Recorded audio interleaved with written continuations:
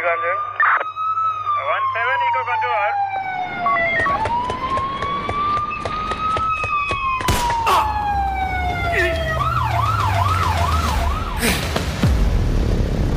আধার রাতের শহরে ফিসফিসিয়ে চলে যাত্রা, শুধুই ঝুঁকি নেওয়ার রহস্যের ছলে।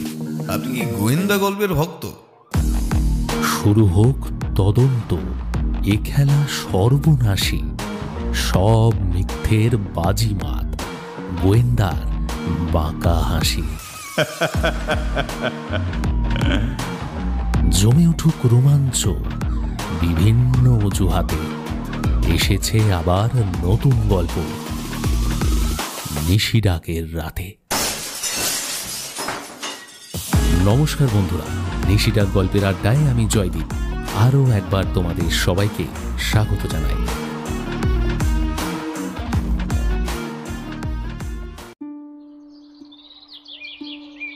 কফি তেঁতো না হয়ে গেলে লেটুসদা সেটা খেতে পারে না। কথা হচ্ছিল আমাদের নাকতলার বাড়িতে বসে। রবিবার সকাল 10:30। কদমকৃষ্ণবাবু যথারীতি স্টোরে গণেশকে ধূপকাঠি দেখিয়েই আড্ডা দিতে চলে এসেছেন। ব্যবসা এবার গোবিন্দ সামলাবে। সামনেই রাখা আছে সল্টেড কাজু। কদমকৃষ্ণবাবুর মানে কেষ্টদার সবথেকে ভয়ঙ্কর অঙ্গ হল ওর থাবার মতো হাত। সামনে কোনো প্লেট দেখলেই দড়াম করে সেই থাবা নেমে আসে প্লেটের উপরে। তারপর চকলেট শেকের মতো ঠান্ডা কফিতে একটা আওয়াজ করে চুমুক দিয়ে কাজু চিবোতে শুরু করেন। খেতে খেতেই বন্ধ চোখে বলেন, কি আর বলবো, আপনার মতো একজন ব্রিলিয়ান্ট লোক আমার মতো ব্লান্টকে প্রতি রবিবার সহ্য করেন। আমরা কি আর আপনার সঙ্গে আড্ডা দেওয়ার যোগ্য? আপনি বিনয় করা বন্ধ করুন তো মশাই। আমি বরং মাঝে মধ্যে চিন্তা করি, বাঙালিদের মধ্যে আপনার মতো বিজনেস মাইন্ডেড লোক খুঁজে পাওয়া মুশকিল। কি যে বলেন! আমি ঠিকই বলছি। চারদিকে অবাঙালি ব্যবসাদারদের রমরমা, একের পর এক ঝা চকচকে তাদের ডিপার্টমেন্টাল স্টোর। সেখানে একা বাঙালি হিসেবে সঞ্চয়িতাকে দাঁড় করিয়ে রেখেছেন আপনি। এই পাড়ার মানুষ তো অন্য দোকানে যাই না। আপনাদের আশীর্বাদ দাদা। আমি ভাবি এত বড় বিজনেস সামলিয়ে আপনি আড্ডা মারতে আসেন কিভাবে, তাও রবিবারের মতো একটা ভাইটাল দিনে। লেটুসদাকে যে সত্যিই কেষ্টদা এতটা শ্রদ্ধা করে আমি জানতাম না। কিন্তু কথাগুলো যে মন থেকেই বলা, এ বিষয়ে কোনো সন্দেহ নেই। কারণ কোনো মানুষকে নিয়ে অযথা মজা করা লেটুসদার স্বভাবে নেই। কেষ্টদা মুখের সবটুকু কাজু শেষ করে বললেন, দেখুন, এই পাড়ার লোকের কাছে আমার ঋণের শেষ নেই। বড় বড় মলের মতো আমার তো আর ফ্রিতে কিছু দেওয়ার নেই, অফারও নেই। কতই বা পুঁজি আমার, তা সত্ত্বেও যে সবাই আপনার দোকানে গেলে যে আপনার ওই হাসি আর ব্যবহারটা পায়, ওটা তো টাকা দিয়ে কেনা যায় না কেষ্টদা। আরেকজন হলো গোবিন্দ, ও না থাকলে ব্যবসা তুলে দিতে হতো আমাকে। এই ফাঁকে আমি খানিকটা কাজু মুখে দিলাম। কেমন টেস্টটা? ড্রাই ফ্রুট আমাদের বাড়িতেও সঞ্চয়িতা থেকেই আসে। কোয়ালিটি নিয়ে কোনো কম্প্রোমাইজ করেন না ভদ্রলোক। ডেট ভ্যালিড থাকতেও শুধু নরম হয়ে যাওয়ার কারণে কত টাকার মাল যে ফেলে দিতে দেখেছি ওকে। সল্টেড কাজুটাও এক কথায় অসাধারণ। আমি বললাম, দারুণ। গোবিন্দ আপনার কোন পিসির ছেলে? পিসি? আমার বাবা তো ঠাকুরদার একমাত্র ছেলে দাদা, পিসি আসবে কোত্থেকে? গোবিন্দর মা আমাদের হরিপালের বাড়ির প্রতিবেশী। বড় পুকুর দিয়ে মাছ ধরে বাজারে বেচত। তারপর একদিন রাস্তায় লরির ধাক্কায়, সে কি মর্মান্তিক দৃশ্য! সাইকেলটাই চেনা যাচ্ছিল না।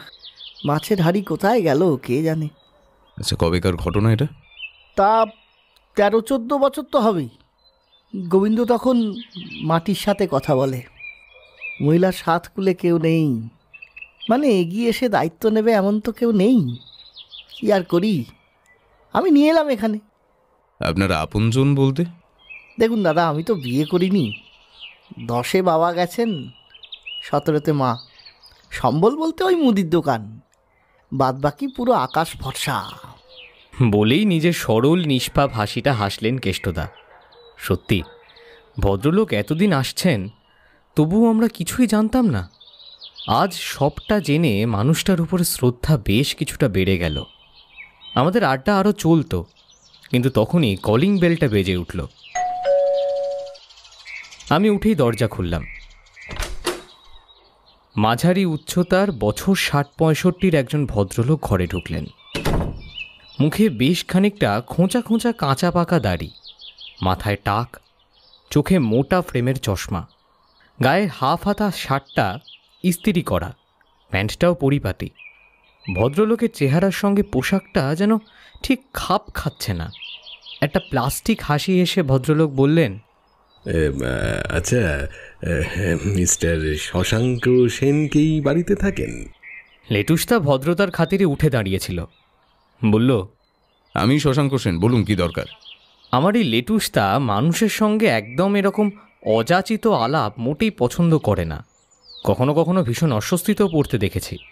দূর সম্পর্কের কোনো আত্মীয় বাড়িতে এলেই ও ভেতরের ঘরে চলে যেত। ভদ্রলোক কিন্তু কোনো অস্বস্তির ধারও ধারলেন না। সোজা টি টেবিলের সামনে এসে হাত জড়ো করে বললেন, আমার নাম দিগন্ত বসু। কাগজে আপনার নাম পড়ার সঙ্গে সঙ্গে আপনার সঙ্গে আলাপ করার ইচ্ছে হয়েছিল। আমার বাড়ি পাটুলিতে। লেটুসদার মুখ দেখেই বোঝা যাচ্ছে ভদ্রলোকের এই রকম গায়ে পড়া আচরণ ওর একদমই পছন্দ হচ্ছে না।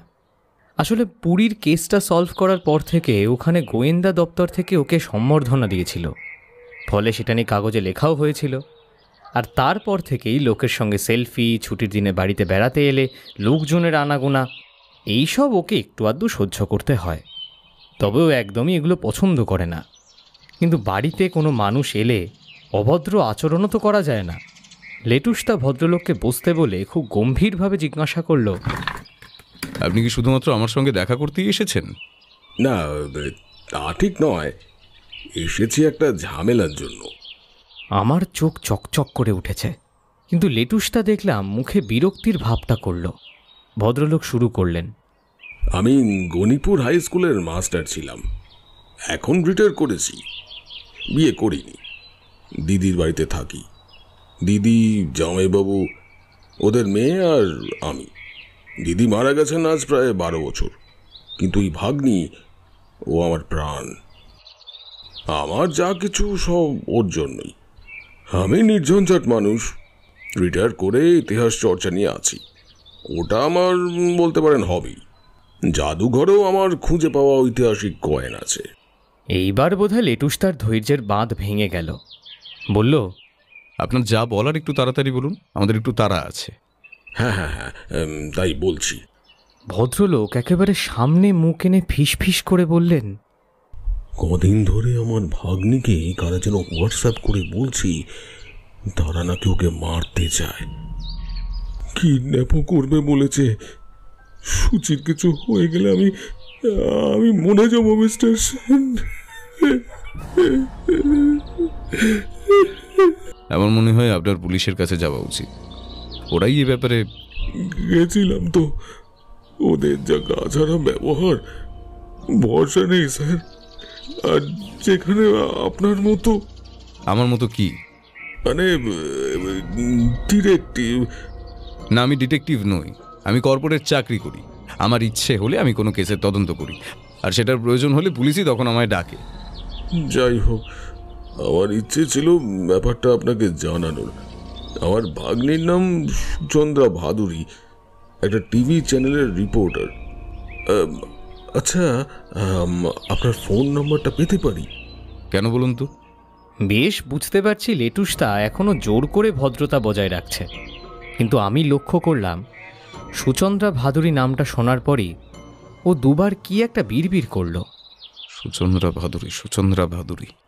না দেখুন, ওই যে বললাম ইতিহাস, পুরুলিয়ার বুড়া বাবা পাহাড়ের কাছে একটা প্রাচীন মেসোলিথ পাওয়া গেছে। তো আমি আজ রাতে দিন 3 জন্য সেখানে যাব, কিন্তু মন তো পড়ে থাকবে এখানে। তাই আপনার নম্বরটা যদি। কেন, আপনার জামাইবাবু? ও হ্যাঁ, বলা হয়নি। একটা মেজর সেরিব্রাল অ্যাটাকের পর ওর কোমরের নিচ থেকে প্যারালাইসিস, বিছানা ছেড়ে উঠতে পারেন না। দেখুন, আপনাকে আমি আগেও বললাম আমি প্রফেশনাল ইনভেস্টিগেটর নই, তাই আমার পার্সোনাল নাম্বারও আমি দিতে রাজি নই। আপনি বরং আপনার ফোন নাম্বার আর ঠিকানাটা রেখে যেতে পারেন, প্রয়োজন মনে হলে আমি যোগাযোগ করে নেব। আপনাকে যে কি বলে অকারণে কিছু বলা বা শোনা আমি একদম পছন্দ করি না। ভদ্রলোক চলে গেলেন। দোকানে একটু কাজ আছে বলে মিনিট 10 মধ্যে বেরিয়ে গেলেন কেষ্টদাও। লেটুসদা একটা সিগারেট ধরালো। মেসোলিথ কি গো লেটুসদা? প্রশ্নটা আমার গলার কাছেই আটকে ছিল। লেটুসদা একসঙ্গে অনেকটা ধোঁয়া ছেড়ে বলল, দ্বাদশ শতাব্দীতে ভারতে মৃতদেহ কবর দেওয়ার সময় একটা লোহার বাক্সে ভরা হতো, আর তার মধ্যে মৃত মানুষটির ব্যবহৃত জিনিসপত্র রাখা হতো। তারপর সেটাকে মাটি চাপা দেওয়া হতো। এই লোহার বাক্সটার নাম মেসোলিথ। তবে এটা ঠিক, জিনিসটার খোঁজ জাদুঘরে দিতে পারলে ভদ্রলোক কিন্তু বেশ মোটা টাকা পাবেন। সে যে টাকা পাবার পাক, লেটুসদা কেসটা নিক বা না নিক, বাড়িতে বসে থাকতে আর ভালো লাগছে না। কেষ্টদার মনটাও বেশ উড়ু উড়ু করছে। শুধু ব্যাগ গিয়ার দিচ্ছে লেটুসদা। ওর নাকি ছুটি নেই এখন। কেস নিয়েও খুব একটা কথা বলল না, কিন্তু আমার মন বলছে ব্যাপারটা ওর মাথা থেকে একেবারে উড়ে যায়নি। দুপুরে খাওয়ার সময় দেখলাম ও পুরুলিয়ার ইতিবৃত্ত নামে একটা বই পড়ছে। আমি ছুটির দিনে ওর ঘরেই বসে থাকি। চোখের সামনে টিভিতে খবর চলছে, ওই একের পর এক রাজনৈতিক কচকচানি আর খুন। হঠাৎ একটা খবরে আমাদের দুজনেরই চোখ আটকে গেল। পুরুলিয়ার মাথাবুড়ো অঞ্চলে গত 8-10 দিন ধরে দৌরাত্ম্য করে বেড়াচ্ছে একটা বাঘ। সে নাকি ঝাড়খণ্ডের রিজার্ভ ফরেস্ট থেকে জঙ্গলির পথে ঢুকেছে। এখন পুরুলিয়ার বন বিভাগ নাকানি চোবানি খাচ্ছে। প্রতিবেদনের একদম শেষটায় আমাদের দুইজনেরই চোখ স্থির হয়ে গেল। সঞ্চালক বললেন, ক্যামেরায় অনিন্দ্য জানার সঙ্গে সুচন্দ্রা ভাদুরী, নিউজ টিভি, পুরুলিয়া। ঝট করে বিছানা ছেড়ে উঠে দাঁড়ালো লেটুসদা। কেষ্টদাকে ফোন কর, আগামীকাল রাত 9:30 হাওড়ার বড় ঘড়ির তলায়। আমি 1 ঘন্টার মধ্যে এসে তোদের মিট করব। 3-4 দিনে প্যাকিং করতে বলবি। কিন্তু কোথায় যাব? ঐতিহাসিক বাঘ দেখতে। বিজ্ঞাপন শুরু হওয়ার আগেই টিভিটা বন্ধ করে দিল।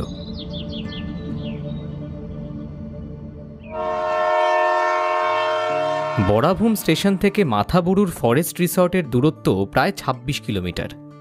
লেটুসদা নাকি এর আগেও একবার মাথাবুড়ুতে এসেছে স্টুডেন্ট লাইফে, কোনো এক এক্সপ্লোরার ক্লাবের সঙ্গে ট্রেকিং করতে।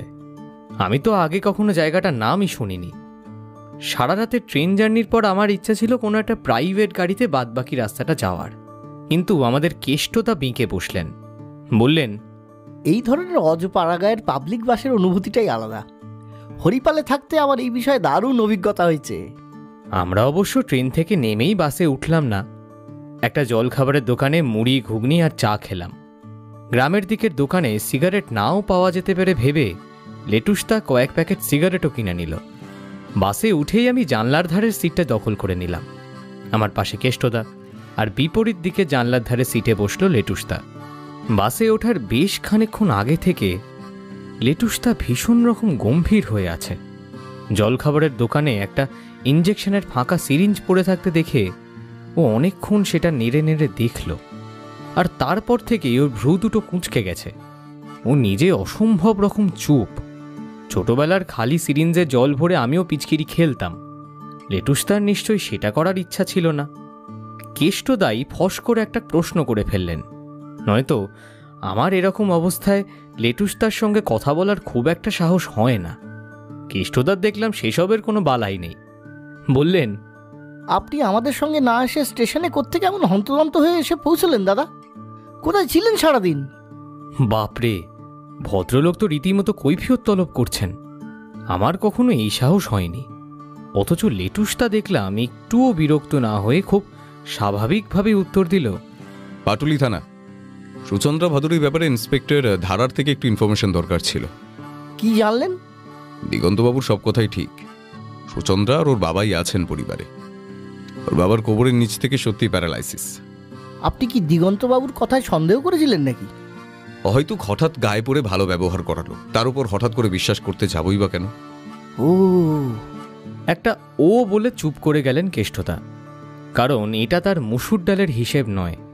এ বিষয়ে ভদ্রলোক পুরোপুরি শশাঙ্ক সেনের বুদ্ধিমত্তার ওপরে নির্ভর করেন, আর প্রতিটা মুহূর্তে একেবারে থ্রিলার সিরিজের মতো উপভোগ করেন। বাইরের প্রকৃতি স্টেশন পেরোবার পর থেকেই বদলে যেতে শুরু করল। লাল ল্যাটেরাইট মাটির এই ক্ষয়জাত রূপ আমি এর আগে দেখেছি বোলপুরে, কিন্তু পুরুলিয়ার রূপটা অনেক বেশি গাঢ়। লেটুসদার দিকে একবার তাকিয়েছি, দেখলাম ও এক দৃষ্টে বাইরের জংলা প্রকৃতির দিকে তাকিয়ে আছে। সত্যি বাইরের প্রকৃতির কোনো তুলনা নেই।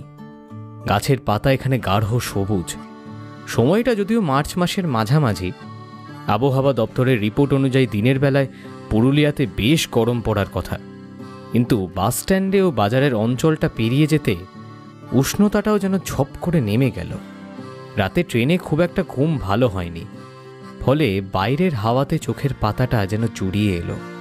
আমার মাথায় শুধু একটা কথাই ঘুরছে, ইনজেকশনের ফাঁকা সিরিঞ্জ। ওই একটা খাপছাড়া জিনিস দেখি লেটুসটা অন্যমনস্ক হয়ে গেল। হঠাৎ আমার ভাবনা চিন্তা, এমনকি তন্দ্রাটা উড়ে গেল কদম কৃষ্ণবাবুর চিৎকারে। সামনের দিকে দেখো জিতু। মাথাপুরো এখন পুরো ট্যুরিস্ট স্পট হয়ে গেছে। 10-12 বছর আগেও মাথাতে এলে এর থেকে বেশি পলাশ দেখতে পেতি। এখন অনেকটা জায়গা সাফ করে দিয়ে রিসর্ট করা হচ্ছে। বাসের ওই ধার থেকেই বলল লেটুসদা। জঙ্গলই যদি না থাকে তাহলে রয়্যাল বেঙ্গল মশাই লুকিয়ে কোথায় আছেন বলুন তো? কেষ্টতার প্রশ্নটার মধ্যে কেমন যেন একটা হতাশা লুকিয়ে আছে। বোঝাই যাচ্ছে বাঘ দেখার জন্যই তিনি পুরুলিয়া এসেছেন। এখানের জঙ্গলের বেশিরভাগটাই পাহাড়ের গায়ে গায়ে জড়িয়ে আছে। সেখানে ক্লাইম্ব করা কি আপনার পক্ষে সম্ভব হবে? লেটুসদার এই কথা শুনে বাসের অন্যান্য যাত্রীরাও বেশ কেষ্টদার দিকে তাকিয়ে মুচকি হাসলেন। সেটা বোধহয় ভদ্রলোকের গোলগাল নাড়ুগোপালের মতো চেহারার জন্য। কদমকৃষ্ণবাবু সেই ব্যাপারটাতে একটু বোধহয় বিরক্তই হলেন। এতটা আন্ডার এস্টিমেট করবেন না। আপনারা দুইজন যেখানে যাবেন আমি শ্যাডো করতে করতে ঠিক পৌঁছে যাব। সে পাহাড়, পর্বত, সমুদ্র, মরুভূমি যাই হোক না কেন। তা ভালো, কিন্তু সমস্যাটা হলো বাঘ আপনার থেকে অনেক ভালো শ্যাডো করতে পারে। এই কথাটা শুনেই একেবারে ঢোক গিলে চুপ করে গেলেন কেষ্টদা। রিসর্টে ঢোকা মাত্রই মনটা আনন্দে নেচে উঠল। সুইট টেন্টগুলোর ঠিক পিছন থেকেই শুরু হয়ে গেছে মাথা পাহাড়, আর রিসর্টের দরজার ঠিক পর থেকেই শুরু হয়েছে শাল, অর্জুন, গরান আর পলাশের জঙ্গল। গেট থেকে ঢুকে বাঁদিকে তাকিয়ে দেখি দাঁড়িয়ে আছে নিউজ টিভির বাস। কিন্তু কেষ্টদার দেখলাম পাহাড় বা জঙ্গলে যাওয়ার কোনো তাড়া নেই। তার বদলে তিনি টেন্টে ঢুকেই হাফ প্যান্ট পরে গলায় তোয়ালে চাপিয়ে নিয়েছেন। ওর এখন প্রধান আকর্ষণ সামনের সুইমিং পুল, অথচ লেটুসদার দেখলাম সেই দিকে কোনো নজর নেই। চেক ইন করার সময় ও রিসেপশনে জিজ্ঞাসা করল, নিউজ টিভির টিম কত নম্বর টেন্টে উঠেছে? জানা গেল টেন্টে নয়, ওরা উঠেছে মেন বিল্ডিংয়ে। দোতলার 3টে রুম তারা বুক করেছে। একটা কথা আমি আর না জিজ্ঞাসা করে পারলাম না, এই ওরা যে এই রিসর্টেই উঠেছে সেটা তুমি কি করে জানলে? পাহাড় আর জঙ্গল কভার করতে হলে এই রিসর্ট ছাড়া অন্য গতি নেই। লেটুসদা কি যেন একটা খুঁজে চলেছে।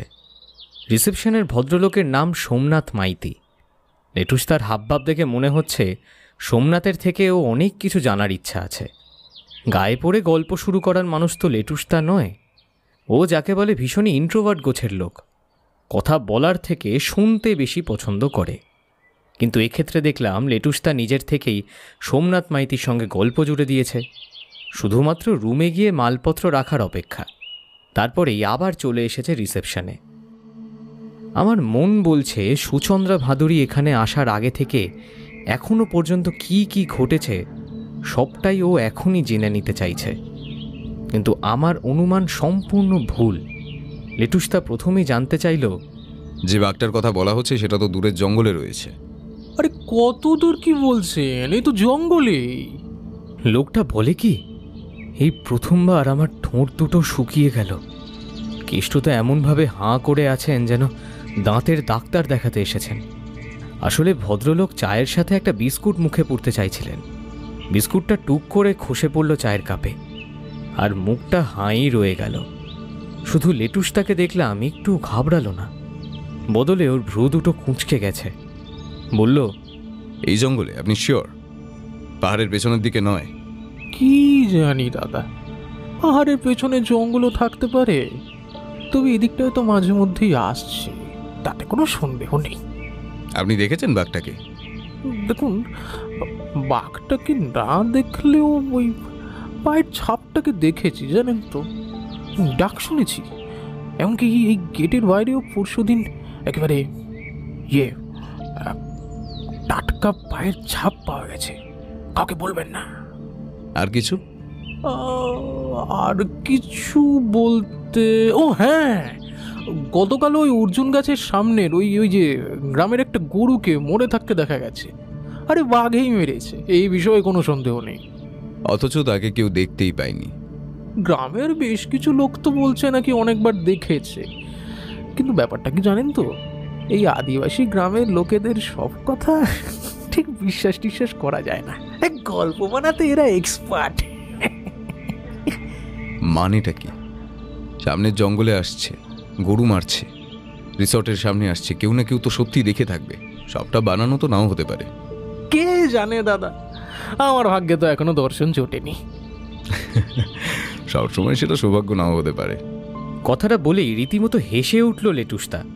আমার কিন্তু ব্যাপারটা খুবই অদ্ভুত লাগছে। অফিস কামাই করে পুরুলিয়ার পলাশ ঘেরা জঙ্গলে লেটুসদা বাঘ দেখতে এলো। কেষ্টদাও বলে উঠলেন, আপনি হঠাৎ এত বাঘ নিয়ে পড়লেন কেন বলুন তো? কাঁচের বাইরে বাঘ দেখেছেন কখনো? রক্ষে করুন মশাই, গায়ে যা বিভৎস গন্ধ, চিড়িয়াখানায় খাঁচার সামনেই 2 মিনিট দাঁড়াতে পারি না। এই গন্ধের আসল ঠিকানা হেঁতাল পাতার ঝোপ, আর সেই ঝোপ পথের ধারের জঙ্গলে হয় না। তবে সে যখন এখানে পালিয়েই এসেছে, তখন ওর স্বাভাবিক আচরণ আশা করাই বৃথা। আসল ব্যাপার হলো ওর থাকা ও খাওয়ার আদর্শ ব্যবস্থা এখানে খুব ভালোভাবেই আছে, আর সেটা ঝাড়খণ্ডের থেকে বেশিই আছে। তাই ওকে এখন ঠাঁই নাড়া করা খুব কঠিন। না, বন দপ্তরকে ভালো মতো বেগ পেতে হবে বলেই মনে হচ্ছে। লুকিয়ে থাকা বাঘের থেকে চালাক প্রাণী এই পৃথিবীতে খুব কমই আছে। লেটুসদা কথাটা বলল বটে, কিন্তু আমি দেখলাম ওর কুঁচকানো ভ্রুজোড়া সোজা হলো না। আমরা সবে সুইমিং পুলে নেমেছি। সুইমিং পুল থেকে সোজাসুজি দেখা যায় মাথা পাহাড়টা। সত্যি লোকেশন বটে রিসর্টটার। মনে হচ্ছে যেন পাহাড়ের কোলেই কোনো সরোবরে বসে আছি। পাহাড়ের গায়ে দেখলাম কতগুলো লোক কি যেন করছে। লেটুসদার অবশ্য চোখই আলাদা। ও বলল, নিউজ টিভি হঠাৎ মাথা পাহাড়ে ক্লাইম করতে উঠল কেন? এইমাত্র রিসর্ট থেকে ডাব দিয়ে গেছে। কেষ্টদা দেখি চোখ বন্ধ করে স্রোতে টান দিচ্ছে, কোনো দিকে কোনো নজর নেই। আপনি চোখ বন্ধ করে সকলকে এতটা বিশ্বাস করে টেনে নেবেন না কেষ্টদা। লেটুসদার হঠাৎ বলা কথাটায় প্রথমে হকচকিয়ে গেলেও দ্রুত নিজেকে সামলে নিলেন কেষ্টদা। তারপর বললেন, আপনি সঙ্গে থাকলে আমি চোখ বন্ধ করে পাহাড়ে করতে পারি স্যার। স্নান বেশ ভালোই হলো। দুপুরে দেশি মুরগির কারি দিয়ে খাওয়াটাও জমে গেল। বাইরের উষ্ণতা যথেষ্টই, তাই কেষ্টদা দেখলাম খাওয়ার পরপরই ঘরের দিকে চলেছে। কিন্তু লেটুসদা বলল, আলো কমে এলে নাকি রিসর্টের বাইরে বেরোনো বারণ, তাই ঘোরাঘুরি করতে হলে চলুন, এখন একটু হেঁটে আসি।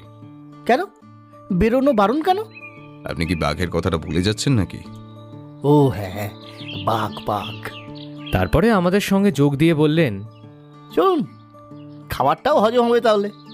সত্যি দুপুরে কদমকৃষ্ণবাবু এতটা ভাত আর মাংস খেয়েছেন, সাম্প্রতিক সময়ে আমার পরিচিত কোনো মানুষকে আমি এত খেতে দেখিনি। তাই লম্বা ঢেকুর তুলে যখন তিনি ক্রমশ ঢালু হয়ে যাওয়া পলাশে মোড়া রাস্তাটায় হাঁটতে শুরু করলেন, আমি ভেবেছিলাম নিশ্চয়ই তিনি বেশিক্ষণ হাঁটতে পারবেন না।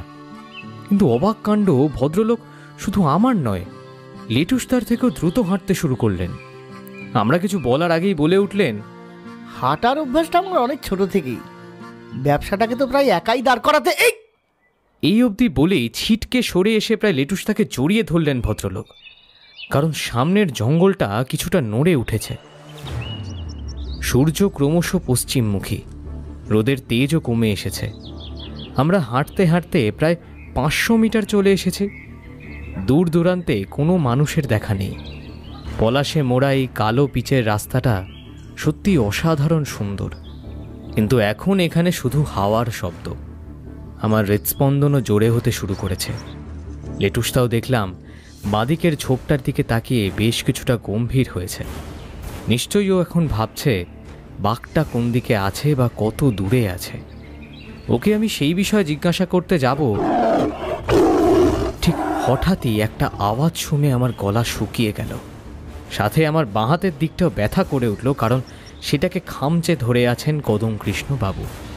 অনেক টেলিভিশন চ্যানেলে বা ভিডিওতে আমি বাঘের ডাক শুনেছি, কিন্তু এইভাবে খোলা জায়গায় দাঁড়িয়ে বাঘের ডাক শোনার অভিজ্ঞতা আমার এই প্রথম।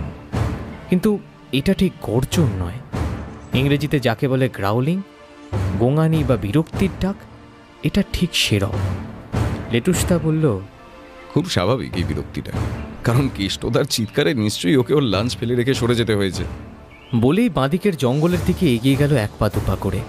কি করছেন কি? সরে গেছে কি করে বুঝলেন? কদমকৃষ্ণবাবু মনে হলো পারলে লেটুসদাকে টেনে ধরেন পিছন থেকে। লেটুসদা অবশ্য ওর বাঁধাতে পাত্তাই দিল না। আপনার কি ধারণা এই ডাকটা 3 হাত দূর থেকে এসেছে? হ্যাঁ, তবে অন্তত 50 হাত দূর থেকে, আর ডাকটা ক্রমশ দূরেই যাচ্ছে। সত্যি বলতে কি, আমার নিজেরও তেমন কিছু মনে হচ্ছিল না, কিন্তু শুধুমাত্র সেই মনে হওয়ার ভিত্তিতে শালের জঙ্গলে ঢোকার সাহস আমার অন্তত নেই। কিন্তু লেটুসদাকে একা ছাড়ার প্রশ্ন ওঠে না। আমি ওর পিছন পিছনই রাস্তা ছেড়ে জঙ্গলের দিকে এগোতে কেষ্টদাও বললেন, ও ভাই, আমাকে একা ফেলে যেও না। ফলে আমরা সবাই জঙ্গলে ঢুকলাম। তবে বেশি দূর যেতে হলো না। কয়েক পা এগোতেই একটা বড় সাদা গরু মরে পড়ে থাকতে দেখলাম। তার ঘাড়ের সামনে থেকে এখনো তাজা রক্ত বেরোচ্ছে, এমনকি ক্ষতস্থানে এখনো মাছিও বসেনি, আর ধূসর কাঁকুড়ে মাটিতে টাটকা বাঘের থাবার ছাপ। আমি লেটুসদাকে সেটা দেখাতে গিয়ে দেখছি ও আমার পাশে নেই, তার বদলে এখানে ওখানে কি যেন একটা খুঁজে চলেছে। তারপর ব্যস্ত হয়ে ফিরে এসে বলল, জিতু চল, এখানে 1 সেকেন্ডও দাঁড়ানো নিরাপদ নয়। কথাটা বলার পরে আর 1 মিনিটও সময় নষ্ট না করে আমরা জঙ্গল থেকে রাস্তায় উঠে এলাম। আর প্রথমবার দেখা হলো নিউজ টিভির টিমের সঙ্গে। সুচন্দ্রা ভাদুরীকে দেখেই চিনতে পারলাম, কারণ টিভিতে তাঁকেই দেখতে পাই। ক্যামেরাম্যান অনিন্দ জানা ছাড়াও ছিলেন এক্সিকিউটিভ প্রডিউসার সুব্রত নন্দী আর অ্যাসিস্ট্যান্ট ক্যামেরাম্যান পীযূষ শর্মা। সুচন্দ্রা দেবীকে টিভির থেকেও সামনাসামনি আরও বেশি ভালো দেখতে। গায়ের রং চাপা হলেও উন্নত চোখ, নাক আর দেহের গঠনও সুন্দর, চোখে বুদ্ধির ছাপ স্পষ্ট। তবে অনিন্দ জানাকে একটু বেশি বুদ্ধিদীপ্ত বলে মনে হলো। কি প্রাণীটার দেখা পেলেন? ট্যুরিস্ট, কলকাতার লোক বলে মনে হচ্ছে। ধরেছেন ঠিকই, পলাশ দেখতে এসেছি, কিন্তু আপনারা যার টানে এসেছেন তার দেখা পেয়েছেন কি? পেয়েছি, তবে আজ নয়, পরশুদিন। ইয়েদুরাপ্পা ধরে ফেলেছিলেন, প্রায় জালও ফেলা হয়েছিল, কিন্তু পালিয়ে গেল। ইয়েদুরাপ্পা? পুরুলিয়ার chief wild life warden MC Yediyurappa বলছিলেন বাঘটা পূর্ণবয়স্ক, সম্পূর্ণ সুস্থ, পালামৌ থেকে জঙ্গলি পথে বন্দোয়ানে এসেছিল। কি বলছেন? রায়কা থেকে মাথার দূরত্ব প্রায় 70 কিলোমিটার। সেটাই তো ভাবাচ্ছে এখানকার বন বিভাগকে। টানা 10 দিন ধরে বাঘটা নাকানিচু বানিয়ে খাওয়াচ্ছে মিস্টার সেন। আমার নাম শশাঙ্ক সেন, উনি কদমকৃষ্ণ হালদার আর আমার ভাই জয়ন্ত। শশাঙ্ক সেন মানে পুরীর পুলিনপুরি হোটেলে? ঠিকই ধরেছেন, কিন্তু প্লিজ এখানে ওগুলো শুরু করবেন না। এবারে ক্যামেরা পার্সন অনিন্দ জানা বললেন, আরে তাই তো দেখার পর থেকে ভাবছি আপনাকে এত চেনা চেনা কেন লাগছে। বেশ, আমরা না হয় পুরনো কাসুন্দি ঘাঁটা শুরু করলাম না, কিন্তু এটা ভেবে নিশ্চিন্ত হচ্ছি এরকম একটা বিপজ্জনক জায়গায় আপনার মতন একজন ভরসার মানুষ পাশে আছেন। সুচন্দ্রা দেবী যে ভীষণ মন থেকেই কথাটা বললেন সেটা শুনে বেশ বোঝা গেল।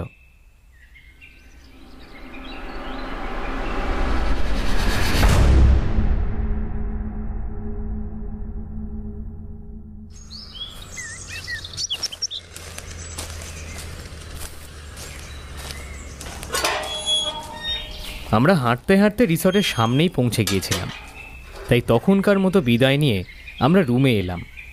ক্লান্তিতে সকলেরই চোখ প্রায় বুঝে আসছিল, কিন্তু 2-1টা প্রশ্ন আমার মাথা থেকে যাচ্ছেই না। শেষ পর্যন্ত আর না পেরে লেটুসদাকে প্রশ্নগুলো করেই ফেললাম। ইঞ্জেকশনের সিরিঞ্জটা কেমন যেন দেখতে, তাই না? ওগুলো ইনসুলিন নেওয়ার সিরিঞ্জ, ডায়াবেটিসের রুগীদের লাগে। আমি ওই রকম সিরিঞ্জ আগে কখনো দেখিনি। আরেকটা প্রশ্ন না করেও পারলাম না, তুমি ওই ভয়ঙ্কর জায়গায় অত কি খুঁজছিলে? গোবর। হ্যাঁ, গরুটা ওখানে বাঁধা অবস্থায় ছিল, অথচ যেখানে নিয়মিত গরু বাঁধা হয় সেখানে টাটকা গোবরের সঙ্গে শুকনো গোবরও থাকার কথা, কিন্তু এক্ষেত্রে সেটা দেখলাম না। 1 মিনিট, তার মানে বাঘ নিজের থেকে আসছে না, এরকম একটা লোকালিটিতে সাধারণভাবে আসেও না। কেউ বা কাহারা তাহাকে টোপ দিয়া টানিয়া আনিতেছেন কোনো একটি বিশেষ উদ্দেশ্য সাধনের জন্য, আর এই উদ্দেশ্যটা জানাই হবে আমাদের কাজ। এই শোন না, বলছি আমার মাথায় একটা প্রশ্ন ঘুরপাক খাচ্ছে। করি? কর। হ্যাঁ, এই যে পীযূষ শর্মা মানুষটাকে আমার কেমন যেন বেমানান মনে হচ্ছে। তোমার কি ব্যাপারে বলছিস? না মানে এই পুরো নিউজ টিভির টিমটার সঙ্গে লোকটা যেন ঠিক খাপ খায় না। অনেক সময় মানুষকে বাইরে থেকে দেখে সবটা বোঝা যায় না। প্রচণ্ড ট্যালেন্টেড মানুষদেরও পোশাক পরিচ্ছদ চলন বলন খুব সাধারণ হয়। এই কথাটা বলার সাথে সাথেই আমরা সকলেই প্রচণ্ড ক্লান্তিতে ঘুমিয়ে পড়লাম।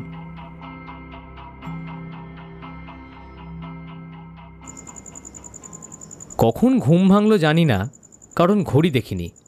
উঠে বারান্দায় গিয়ে দেখলাম লেটুসদা চুপ করে বসে একটা সিগারেট খাচ্ছে।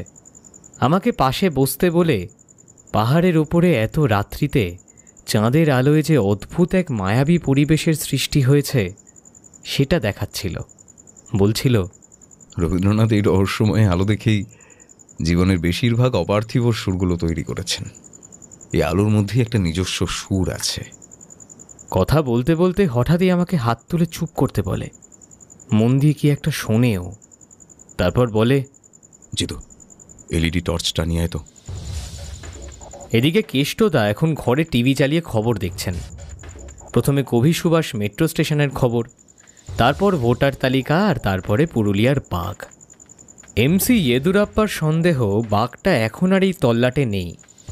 আমরা যে আজকে মরা গরুটা দেখেছি সেই খবরটা তো এখনও কাউকে জানায়নি। কিন্তু লেটুসদা দেখলাম এই খবরটা শোনার পর থেকে কেমন যেন চুপ করে গেল, আর একটাও কথা বলল না। ও যে সত্যি সত্যি আলো নিয়ে কি খুঁজতে বেরিয়েছে সেটা জিজ্ঞাসা করার সাহস আমার নেই। যদিও জিজ্ঞাসা করতে হলো না। টেন্ট থেকে প্রায় 50 পা মতো এগোতেই কাঁকুড়ে মাটির ওপরে বাঘের টাটকা থাবার ছাপ দেখতে পেলাম। আমাদের কটেজ টেন্টের দিক থেকেই ছাপটা মেন বিল্ডিংয়ের দিকে চলে গেছে। লেটুসদা দেখলাম অনেকক্ষণ ধরে ছাপগুলোকে দেখছে। কি যে এত দেখছে কে জানে। পরিষ্কার তো বাঘের থাবার ছাপ। ছাপটা তো মেন বিল্ডিংয়ের ভেতরে ঢুকে গেছে বলে মনে হচ্ছে। হ্যাঁ, নিউজ টিভির সঙ্গে একসঙ্গে ডিনার করবে বলে মনে হয়। বলেই নিজের হাতের টর্চটা তুলে ধরল মেন বিল্ডিংয়ের দিকে। আর সঙ্গে সঙ্গেই ওই বিল্ডিংয়ের ছাদের উপর থেকে কি যেন একটা দ্রুত সরে গেল ভেতর দিকে। তবে সেটা বাঘ নয়, ছায়াটা মানুষের। আমি সেই দিকে তাকিয়ে কিছু একটা বলতে যাব, তখনই লেটুসদা বলল, এই দেখ। দেখলাম লেটুসদার পায়ের কাছে একটা ইনসুলিনের সিরিঞ্জ পড়ে থাকতে। তবে এখন দেখলাম ব্যাপারটাকে বেশি পাত্তা দিল না। একটা লম্বা টান দিয়ে হাতে সিগারেটটা ফেলে দিল। তারপর ভীষণ নিশ্চিন্তে আস্তে আস্তে পুরো ধোঁয়াটা ছাড়ল। নিশ্চিন্তে বললাম বটে, তবে কে জানে এটাই হয়তো ওর চিন্তা করার কৌশল।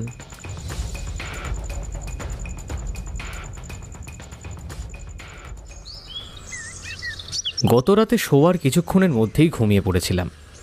আসলে প্রথম দিনেই এত কিছুর সঙ্গে পরিচয় হলো যে শরীরের থেকেও বেশি মানসিক পরিশ্রম হয়েছে। তাই ঘুম থেকে উঠতেও পরদিন একটু দেরি হলো। আমার আর কেষ্টদার জন্য দেখলাম ঘরেই বেডটি দিয়ে গেছে। ভদ্রলোকের ঘুমও এইমাত্র ভেঙেছে। কিন্তু লেটুসদা দেখি আমাদের অনেক আগেই ঘুম থেকে উঠে বেরিয়ে গেছে। ডাবল বেডে আমি আর লেটুসদা, আর পাশের একটা সিঙ্গেল বেডে কদমকৃষ্ণবাবু শুয়েছিলেন।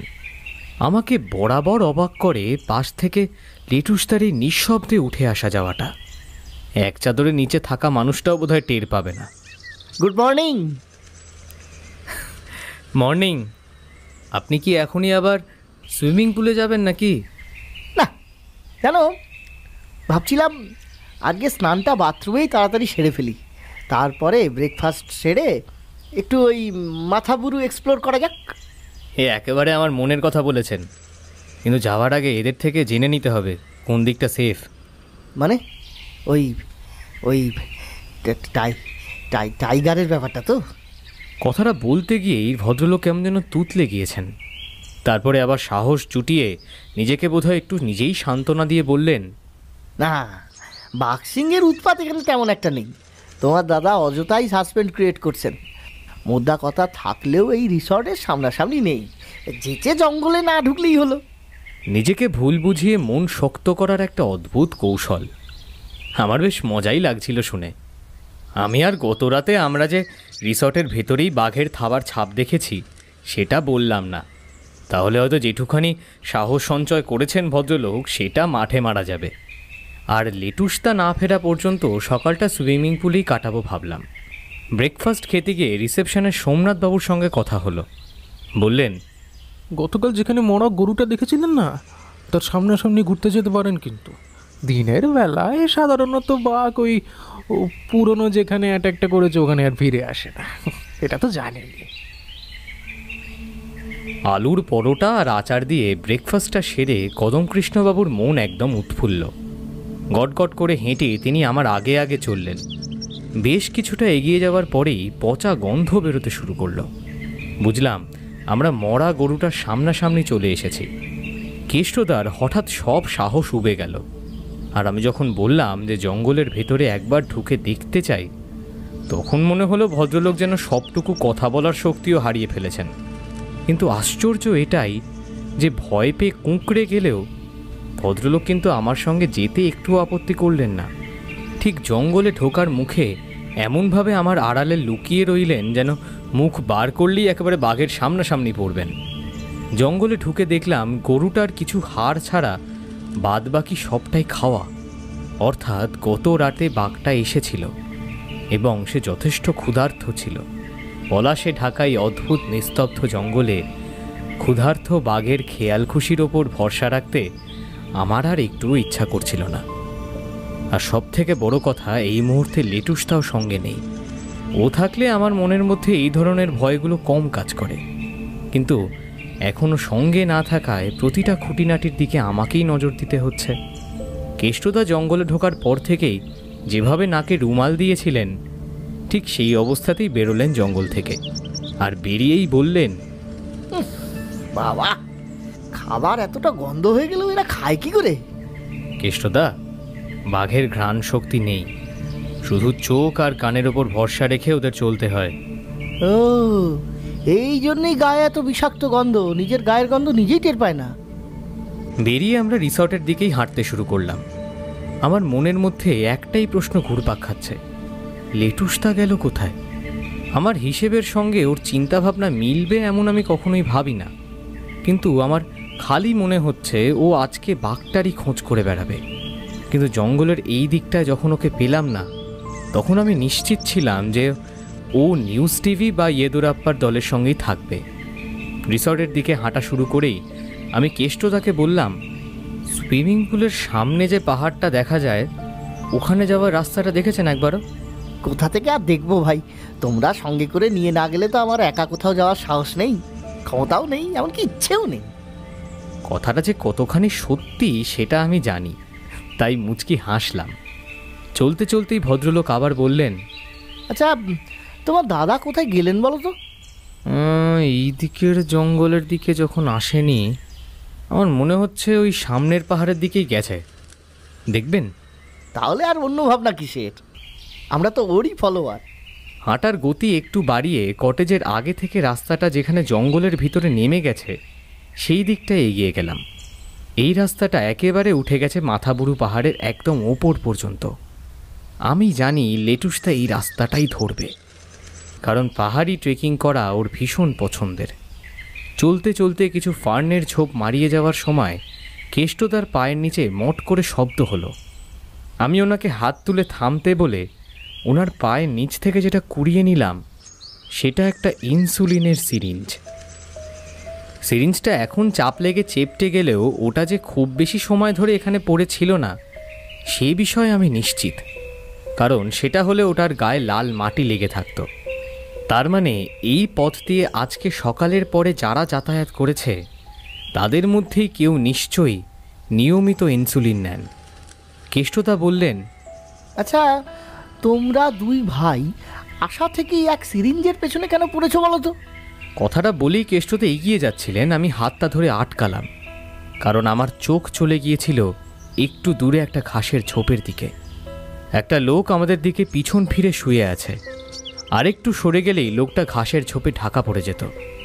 এত দূর থেকে লোকটা জামা কাপড় ছাড়া কিছুই দেখা যাচ্ছে না, কিন্তু এই হালকা সবুজ রঙের টি শার্টটা আমি খুব ভালো মতো চিনি।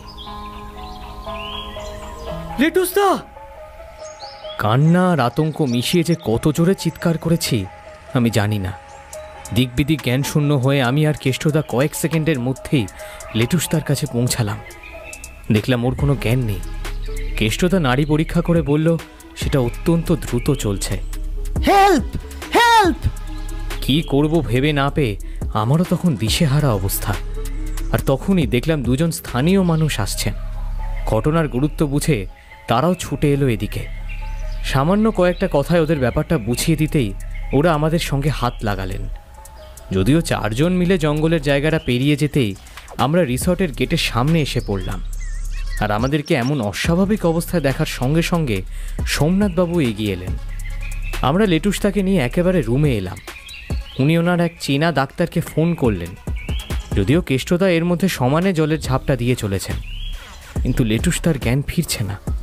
ডাক্তার আসার পরেই পালস আর চোখ পরীক্ষা করলেন আর একটা ইঞ্জেকশন দিয়ে 1 মিনিটের মতো অপেক্ষা করলেন। আমার মনে হচ্ছিল এই সময়টা যেন কাটতেই চাইছে না।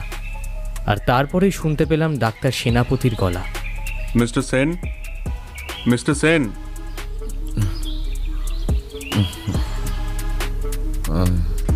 আমার বন্ধ চোখ দুটো খুলল লেটুসদার অস্পষ্ট গোঙানি শুনে। এখন ওর চোখ খোলেনি, তবে জ্ঞানটা আস্তে আস্তে ফিরছে। ওরে বাবারে, আরে সারা দিচ্ছেন এই তো।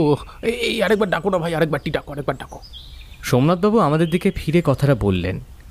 লেটুসদাই শিখিয়েছে, যখন দেখবি একটা মানুষের জ্ঞান সবে ফিরছে সেরকম অবস্থায় কানের সামনে মুখ নিয়ে গিয়ে খুব নিচু গলায় ডাকতে হয়। আমি আর কেষ্টদা প্রায় একসঙ্গেই ডাকতে শুরু করলাম, লেটুসদা, ও লেটুসদা, লেটুসদা। লেটুসবাবু, ও লেটুসবাবু! আমাদের ডাক শুনে খুব কষ্ট করে চোখ খুলে তাকালো লেটুসদা। আর অনেকক্ষণ বাদে আমার নিজের হৃৎস্পন্দনা স্বাভাবিক হলো। চোখ খুলতেই লেটুসদা জিভ দিয়ে ঠোঁট চাটল। আর তখনই সোমনাথবাবু জলের গ্লাসটা এগিয়ে দিলেন। ডাক্তার সেনাপতিও নিজের মাথা ধরে তুলে বসিয়ে দিয়েছে লেটুসদাকে। ঘোরটা কেটে যেতেই লেটুসদা স্পষ্টভাবে আমার দিকে তাকালো। বললাম, তোমাকে কি ক্লোরোফর্ম শোকানো হয়েছিল নাকি? তোর মুন্ডু কেটামাইন বা টিলেটামাইন কি, তাই তো? প্রশ্নটা করা হয়েছে ডাক্তারকে। তা তো বটেই। আর সেটা আপনাকে ফলো করে অথবা লুকিয়ে আপনার পিছনে এসে মোক্ষম উপায়ে আপনার গলার কাছে সূঁচটা ফুটিয়ে দেওয়া হয়েছে। হার্টের গতি খুব ভালো না হলে এর ফলে ব্লকেজও হতে পারত। সিরিঞ্জ তো আমরা আগেই খুঁজে পেয়েছিলাম। কিন্তু মজা হলো আপনারা আসল জিনিসটা পাননি। লেটুসদার এই কথাটার মানে আমি কিছুই বুঝলাম না। আর কেষ্টদাও নিশ্চয়ই বুঝতে পারেননি, কারণ তিনি বললেন, আসল জিনিস বলতে আপনার মানিব্যাগ তো, সে তো আপনার পাশেই পড়েছিল। আজকের দুপুরের খাবারটা ঘরেই এলো। ডাক্তার সেনাপতি বললেন, আজ আর কোনো বেরোনো নয়, খাওয়ার পর সোজা ঘুম। তার আগে এটা খেয়ে নেবেন। লেটুসদা ভ্রুটা একটু উঁচু করতেই ভদ্রলোক হেসে উঠলেন। ঘাবড়াবেন না, এটা কেটামাইন নয়, এটা জ্যাপিস 0.5। নার্ভটার ওপর খুব ধকল গেছে, একটু শান্ত হওয়া দরকার। আপনার ব্লাড প্রেশার ফ্লাকচুয়েট করে না তো? আগে না। দুপুরে মাছের ঝোল দিয়ে ভাত খেয়ে আমরা 3 জনেই শুয়ে পড়লাম। দেখলাম লেটুসদা ডাক্তারের কথা অক্ষরে অক্ষরে পালন করছে, কারণ শোয়ার মিনিট খানেকের মধ্যেই ও ঘুমিয়ে পড়ল। বাইরে উষ্ণতা প্রায় 40 ডিগ্রি, তাই ঘরের ভেতরে এসির ঠান্ডা আরামে আমরা সকলেই ঘুমিয়ে পড়লাম।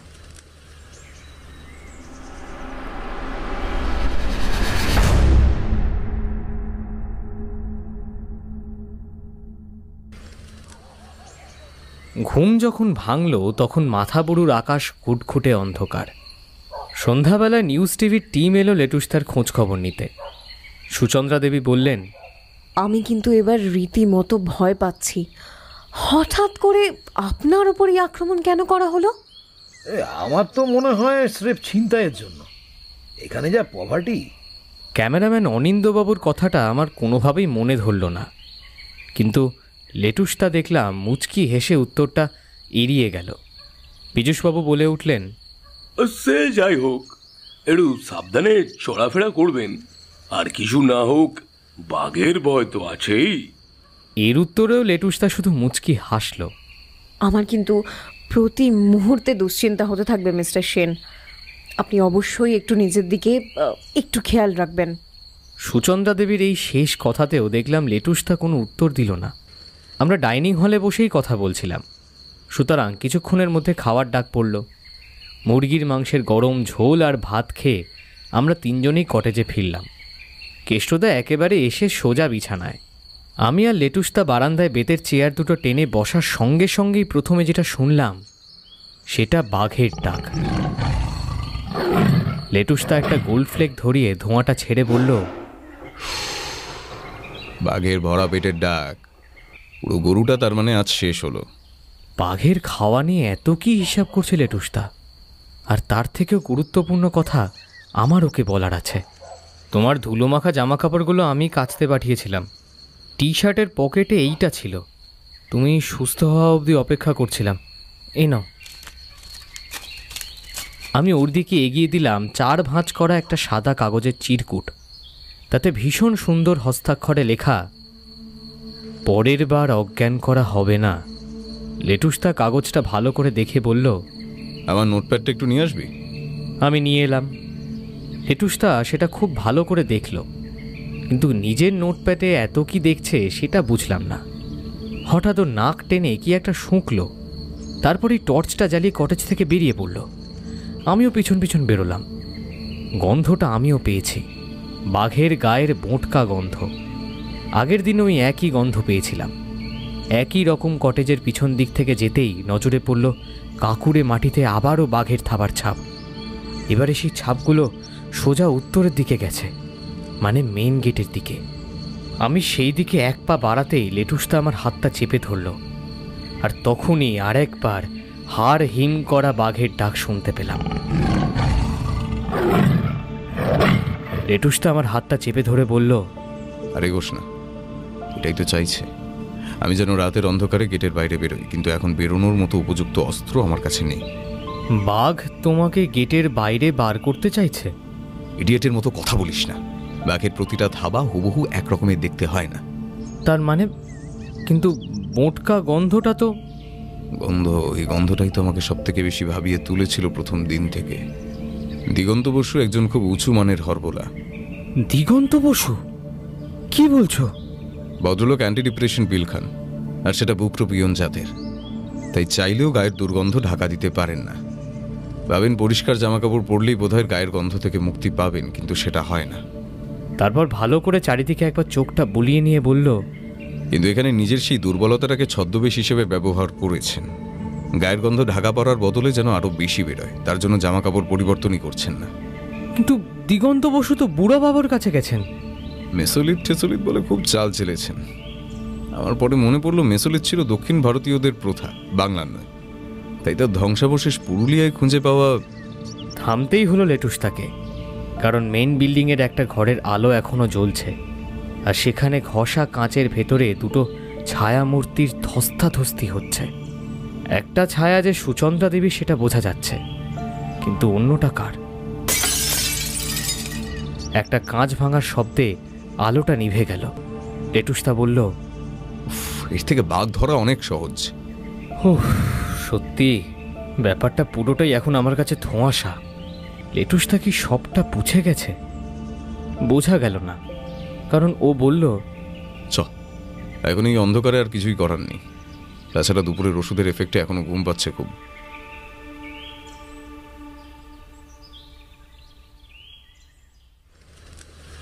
পরের দিন সকালবেলা উঠেই লেটুসদা আগে থানায় গেল। দেখলাম আমাদের কথায় সেই ইনচার্জের কোনো উৎসাহই নেই। প্রথমে তো লেটুসদার অভিযোগে কোনো গাই করলেন না। বললেন, আপনি মশাই রোদে মাথা ঘুরে অজ্ঞান হয়ে পড়ে গেছেন, আর এখন যত রাজ্যের গল্প শোনাচ্ছেন। শেষ পর্যন্ত ডাক্তার সেনাপতির প্রেসক্রিপশন দেখিয়ে তার সঙ্গে ফোনে কথা বলিয়ে দেওয়ার পরে বিশ্বাস করলেন, আর বিশ্বাস করার সঙ্গে সঙ্গেই অতি সক্রিয়তা দেখাতে শুরু করলেন। লেটুসদা বলল, কিছু মানুষ থাকে যারা যখন কিছু করে না তখন একেবারে উদাসীন থাকে, আর যখন কিছু করবে বলে ভাবে তখন লম্ফঝম্প শুরু করে রীতিমতো বাড়াবাড়ি করে ফেলে। অফিসার ইনচার্জের নাম অতুল টুডু, এখানকার স্থানীয় মানুষ। গায়ের রং কালচে খয়েরি, মাথার চুল ও গোঁফ কাঁচা পাকা, দাঁতগুলো ধবধবে সাদা। ডাক্তারের সঙ্গে কথা বলার পরেই তিনি প্রায় লাফিয়ে উঠলেন। শুনুন, আমাকে কিন্তু এক্ষুনি পুরো রিসর্টটা সার্চ করতে হবে। আচ্ছা, আপনি মিডিয়ার লোক নন তো? কেন? আমি সাংবাদিক হলে আপনি কেসটা ইনভেস্টিগেট করবেন না? না না, কেন করব না, বরং আরো বেশি করে করব। রে বাবা, মানুষেরও তো জানা দরকার যে পড়শি রাজ্য থেকে কত দুষ্কৃতী, এমনকি বাঘও এই রাজ্যে ঢুকিয়ে দেওয়া হচ্ছে। হ্যাঁ, আচ্ছা একটা কথা বলুন তো, আপনার কারোকে সন্দেহ হয় নাকি? না না স্যার, সন্দেহ করা বা দুষ্কৃতীদের বিরুদ্ধে ব্যবস্থা নেওয়া আপনাদের মতো প্রশাসনের উচ্চপদস্থ মানুষের কাজ। আমি সাথে পাশে না থাকা অতি সাধারণ নাগরিক। ভদ্রলোক এই অতি ভক্তিতে একেবারে আত্মসন্তুষ্টির চরমে পৌঁছে গেছেন। কেষ্টদা তো আবার হাসি হাসি মুখ করে হাত জোড় করেছিলেন, ফলে ইন্সপেক্টর টুডু চাইলেও দাঁতের পাটি বন্ধ করতে পারছিলেন না। লেটুসদা অবশ্য রাতের অন্ধকারে খুঁজে পাওয়া সন্দেহজনক চিহ্নগুলো বা ওর নিজস্ব মতামত নিয়ে একটা শব্দও খরচ করল না। বলল, আমাকে শুধু এইটুকু বলুন, ডাকলে আপনার সাহায্য পাওয়া যাবে তো? ডাকতে হবে না, আমি এখন থেকে রিসর্টটাকে ঘিরে রাখবো। সর্বনাশ! আমি নিশ্চিত ইন্সপেক্টর টুডু কথাটা শুনতে পাননি। থানা থেকে বেরিয়ে কেষ্টদা বললেন, ভীষণ খিদে পেয়েছে দাদা। আপনি তো ব্রেকফাস্ট করার আগেই এমন তাড়া দিলেন যে জামার বোতামগুলো পর্যন্ত। সত্যি তো, আপনাদের জলখাবারের কথাটা মাথাতেই ছিল না। রিসর্টে দরা বাঁধা জলখাবার তো প্রতিদিনই খাচ্ছেন। চলুন, আজ এখানকার দই খাওয়াই আপনাদের। সত্যি এখানকার দই ভীষণ অদ্ভুত, কলকাতায় বসে তুলনাই করা যায় না। কাঁচা শাল পাতাতে দেওয়া হয় দই, কোনো বাড়তি জিনিস যোগ করার সুযোগ নেই। মিষ্টি দই খেতে চাইলে উপরে এক মুঠো চিনি ছড়িয়ে দেওয়া হবে। এই দই খেতে খেতে লেটুসদা বলল, রাত্রে কটেজে হানা যে দিগন্ত বসুই দিচ্ছেন, এখন এই ব্যাপারে আমি পুরোপুরি নিশ্চিত। কি করে? 36 রকমের প্রাণীর ডাক নকল করতে পারেন ভদ্রলোক। কি একটা পুরস্কারও পেয়েছেন এই জন্য, কাগজে পড়েছিলাম। দিগন্ত বসু আর গণিপুর হাই স্কুল নাম দুটো শুনেই তাই চেনা চেনা লেগেছিল। কেন সেটা কিছুতেই মাথায় আসছিল না। তার মানে তুমি বলছো তিনিই রোজ রাত্রে বাঘের ডাক নকল করছেন? 100%। তার একাধিক প্রমাণ আমার কাছে আছে। কিন্তু বাঘ তো এই এলাকায় সত্যি আছে স্যার। শালপাতার ছোট্ট টুকরো দিয়ে মুখের মধ্যে দই চালান করে বললেন কদমকৃষ্ণ বাবু। সেটারই তো সুযোগ নেওয়া হচ্ছে কেষ্টদা। আসল বাঘের আতঙ্কের আড়ালে কেমোফ্লেজ করা যাবে বলেই তো এত কাঠখড় পুড়িয়ে পুরুলিয়ায় আসা। মানে আপনার উপর অ্যাটাকটাও? না, এখানেই তো প্রশ্নগুলো চটপাকিয়ে যাচ্ছে স্যার। আমাকে লেখা হুমকির হাতের লেখাটা অন্য লোকের, দিগন্ত বসুন নয়। ওর দই খাওয়া হয়ে গিয়েছিল, তাই দাম মিটিয়ে একটা গোল ফ্লেক ধরিয়ে তাতে লম্বা টান দিল। তারপর ধোঁয়া ছাড়তে ছাড়তে বলল, আজই বাঘ মামাকে হাতে নাতে ধরতেই হবে। লেটুসদার দেখলাম পুলিশের ব্যাপারে বিন্দু মাত্র মাথা ব্যথা নেই, অথচ এই মুহূর্তে কটেজে ফেরারও কোনো লক্ষণ দেখলাম না। এই অবস্থা দেখে কেষ্টদা পুরো হাত পা ঝেড়ে জিজ্ঞাসা করল, তাহলে আমাদের নেক্সট ডেস্টিনেশন কি? ইয়েদুরাপ্পা। ফলে আমরা থানার সামনে থেকেই জঙ্গলের দিকে হাঁটা দিলাম। কিন্তু সেখানে পৌঁছে আমরা হতাশ হলাম, কারণ সেখানে ফরেস্ট অফিসার তো দূরের কথা, জঙ্গলের রক্ষীরা পর্যন্ত নেই। সেখানে মোতায়েন হওয়া দুজন পুলিশ কনস্টেবলের সঙ্গেও দেখা হলো। তারা বললেন, তারা তো গতকাল রাত্রে রাইকার দিকে গেছেন, বাবাজি নাকি বাঁকড়মুখ হয়েছেন। লেটুস তার এক মুহূর্ত সময় নষ্ট করল না, কারণ এই সম্ভাবনাটা ও নিজেও মন থেকে উড়িয়ে দিচ্ছে না। শুধু জিজ্ঞাসা করল, ফরেস্ট ডিপার্টমেন্টের সঙ্গে কি মিডিয়াও গেছে? হ্যাঁ, তারা তো ওয়ার্ডেন সাহেবের সঙ্গে প্রথম থেকেই চিপকে আছে। তবে এখানে শুধু ওই মেয়ে মানুষটি আর একজন ক্যামেরাম্যান গেছেন। ইয়েদুরাপ্পা বলে দিয়েছেন মোটে হল্লা করা চলবে নি। আচ্ছা, মানে এই যিনি ক্যামেরা পার্সন যান তিনিই গেছেন শুধু, তাই তো? না তো, তার তো শরীর ভালো নয়। ওই দ্বিতীয়জন যে সে গেছে। লেটুস তাকে এতটা অবাক হতে আমি আগে কম দেখেছি। আজ এতটা গুরুত্বপূর্ণ দিনে অনিন্দবাবুরা গেলেন কোথায়? কেন তুলনায় অপরিপক্ক পীযূষবাবুকে পাঠানো হলো? এটা যদি চ্যানেলের সিদ্ধান্ত হয় তাহলে তো আমার কিছু বলার নেই, কিন্তু যদি এই সিদ্ধান্তটা ক্যামেরাম্যানের নিজস্ব হয় তাহলে প্রশ্ন থেকেই যাচ্ছে তিনি একা রিসর্টে থাকতে চাইছেন কেন? লেটুসটাও কি একই কথা ভাবছে? বাইরে থেকে কিছুই বোঝার উপায় নেই, কারণ কথাটা শোনার পর থেকেই ও একদম চুপ করে গেছে। কি করবে এখনো? বাঘ ধরা দেখতে যাবে নাকি রিসর্টে ফিরবে? বন বিভাগের লোক বাঘ ধরার ব্যাপারে যা পারে তাই করবে, সে ব্যাপারে আমার কিছুই করার নেই। কিন্তু ফাঁকা রিসোর্টে একটা লোক এতটা গুরুত্বপূর্ণ দিনেও থেকে যেতে চাইলেন কেন, সেটা আমার জানার দরকার সকলের আগে। আর দিগন্ত বসু কেন সে এখানে এসেছে? সুচন্দ্রা দেবীর ইন্স্যুরেন্স নমিনি কে? বাড়ির উইলের নমিনি কে? যতদূর সম্ভব তার মৃত্যু পথযাত্রী বাবা নমিনি নন। কেন একজন রিটায়ার করা মানুষ ভাগ্নির কাছে পড়ে আছে? কেন তার পিছু নিয়েছে? তিনি নিজেই কি কোনো ক্ষতি করতে চান নাকি দাদা? ক্ষতি নয়, খুন করতে চান। খুন না করলে নমিনি টার্মের টাকা কিভাবে পাবে? যদিও সেই খুনটাকে যদি বাঘের অ্যাটাক বা ওই ধরনের কোনো অ্যাক্সিডেন্টের রূপ দেওয়া যায় তবেই। অটোরিকশায় উঠেই রিসর্টে যাওয়ার নির্দেশ দিল লেটুসদা। কেষ্টদার বোধহয় ইচ্ছা ছিল জীবনে প্রথমবার চোখের সামনে বাঘ ধরা দেখবেন। সত্যি বলতে কি, আমার নিজেরও যে ইচ্ছা হচ্ছিল না তা না, কিন্তু লেটুসদাকে এটা বলার সাহস আমার নেই। গোটা অটোতে একটাও কথা বলল না। রিসর্টটা আজও থমথমে, তাই পাখির ডাক আর পাতার শব্দ ছাড়া আর কিচ্ছু শব্দ নেই। কেষ্টদা বোধহয় ফোনে গান চালানোর চেষ্টা করলেন, কিন্তু নেটওয়ার্কের সমস্যার কারণে সেটাও থেমে থেমে চলছিল। লেটুসদা প্রায় চেঁচিয়ে উঠল, এরকম কঠিন চিন্তা করার সময় এরকম বিরক্ত করবেন না। কেষ্টদা থতমত খেয়ে তাড়াতাড়ি ফোনটা বন্ধ করে দিলেন। আমার মন বলছে আজ কিছু একটা ঘটবে, হয় অপরাধী ধরা পড়বে, না হয়। থেমে গেল লেটুসদা। ডাইনিং রুমে বসে আছেন অনিন্দবাবু, আর তিনি ড্রিঙ্ক করছেন। ব্যাপারটা এতটাই অস্বাভাবিক লাগলো যে আমি ছবিটা মেলাতে পারছিলাম না। গত 2 দিনের থেকে ভদ্রলোকের আবভাব আজ সম্পূর্ণ অন্যরকম। এত ইম্পর্টেন্ট দিনে আপনি গেলেন না যে? লেটুসদা ঢুকেই সরাসরি প্রশ্ন করলেন ভদ্রলোককে, আপনারা ফিরে এলেন, বাঘ ধরা দেখলেন না? না, আমরা তো ভাবলাম।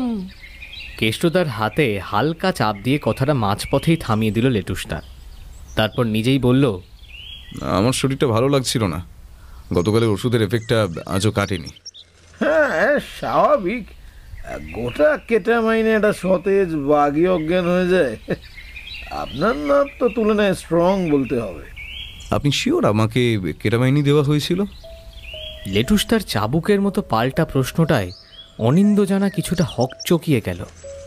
লেটুসদা বলল, আমিও ভাবছিলাম জানেন, ফরেস্ট ডিপার্টমেন্টের থলে থেকে কেটামাইনের অ্যাম্পিউল জোগাড় করা বা চুরি করা মিডিয়ার পোড় খাওয়া লোক ছাড়া কারোর পক্ষে সম্ভব নয়। তার মানে আপনি কি বলতে চাইছেন?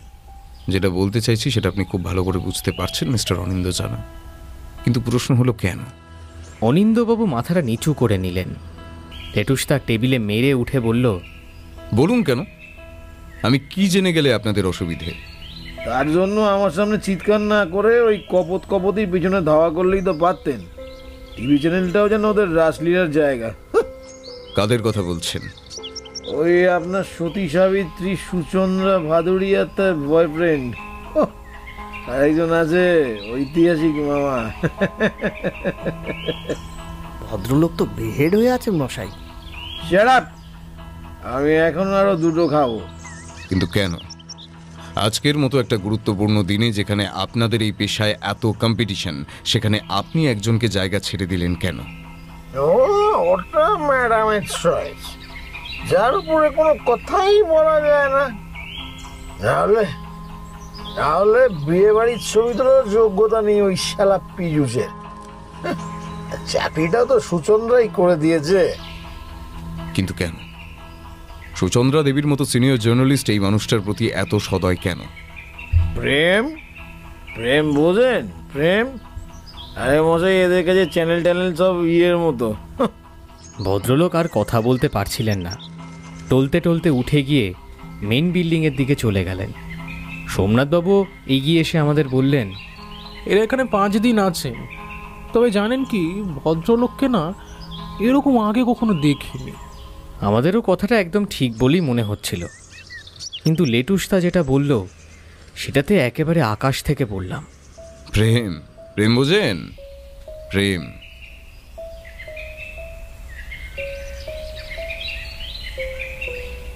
আমরা স্নান সেরে সবে দুপুরে খাওয়ার জন্য বেরোতে যাব, এমন সময় মেন বিল্ডিংয়ের থেকে ভেসে এলো চিৎকার, মিস্টার সেন, তাড়াতাড়ি আসুন! মিস্টার সেন! অনিন্দ্যবাবুর গলা, কিন্তু সেটা এরকম আচমকা কেন থেমে গেল? কিছু হয়ে গেল নাকি ভদ্রলোকের?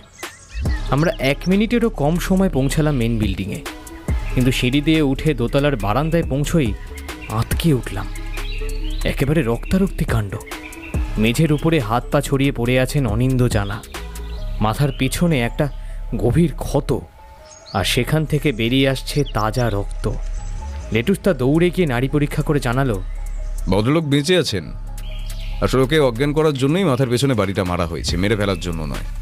সোমনাথবাবু আমাদের পরপরই এসেছেন। আমরা সবাই ধরাধরি করে ভদ্রলোককে নিয়ে গেলাম ঘরে। ফার্স্ট এডের ব্যবস্থা রিসর্টেই আছে। সামান্য জলের ছিটে দিতেই ভদ্রলোকের জ্ঞান ফিরল, আর ড্রেসিং করে ব্যান্ডেজ সোমনাথবাবুই করে দিলেন। জ্ঞান ফিরতেই অনিন্দ্যবাবু লেটুসদার হাতটা চেপে ধরলেন। লেটুসদা বলল, কিছু দেখেছিলেন? উপরে উঠে দেখি সুচন্দ্রার রুমের দরজা খোলা, ভাঙা তালাটা মেঝেতে পড়ে আছে। সন্দেহ হয়। ভিতরে ঢুকে দেখি জিনিসপত্র সব উল্টোনো, ওয়ার্ড্রোবের পাল্লা খোলা, খাটের উপরে রাখা রুকস্যাকের চেনটা খোলা। আমি তখনই চিৎকার করে আপনাকে ডাকতে থাকি, তখনই পিছন থেকে, ওরে বাবা, সব অন্ধকার। কোনো লোককে দেখেননি? না, সুযোগই ছিল না। ঠিক আছে, আপনি এখন বিশ্রাম করুন, সেরে উঠলে কথা হবে। আমরা প্রত্যেকেই ডাইনিং রুমে ফিরে এলাম। সোমনাথবাবু লেটুসদাকে জিজ্ঞাসা করলেন, বলছিলাম ওদের টিমকে কি একটা খবর দিয়ে দেবো? অবশ্যই, যদি ওদের ফেরার সময়ও বোধহয় হয়ে গেল। কিছুক্ষণের মধ্যেই সুচন্দ্রা ভাদুরী, পীযূষ শর্মা আর ইপি সুব্রত নন্দী ফিরে এলেন। এই অ্যাটাকের কথা শুনে ওরা যাকে বলে একেবারে চমকে উঠলেন। ফরেস্টের টিম আজকের মতো হাল ছেড়ে দিয়েছে, বাঘ ধরা দেয়নি। অ্যালকোহলটা না অনেক কমন প্রবলেম। ডাইনিং রুমে খেতে খেতে বলছিলেন সুচন্দ্রা দেবী, তাই নাকি? গত 3 দিন তো আমরা সেরকম কিছু দেখিনি। রোজ খায় এমন কথা তো বলিনি। কিন্তু আজকে হঠাৎ কি এমন হলো যে একেবারে মদে ডুবে গেলেন কাজকর্ম ছেড়ে? ও পীযূষকে একদম সহ্যই করতে পারে না। তার কোনো বিশেষ কারণ আছে? Jealousy, absolute jealousy. আস্তে মশাই, আস্তে আস্তে। আপনি তো দেখছি জলের গ্লাস উল্টে দেবেন। 12 বছরের অভিজ্ঞ ফটো জার্নালিস্ট হিংসা করছেন মাত্র 1 বছর মিডিয়ায় জয়েন করা একজনকে। কারণটা একটু খোলসা করে বলবেন সুচন্দ্রা দেবী। আমি কি বলবো? আপনি তো বলবেন। আপনি কোথা থেকে ফটোগ্রাফির কোর্স করেছেন পীযূষবাবু?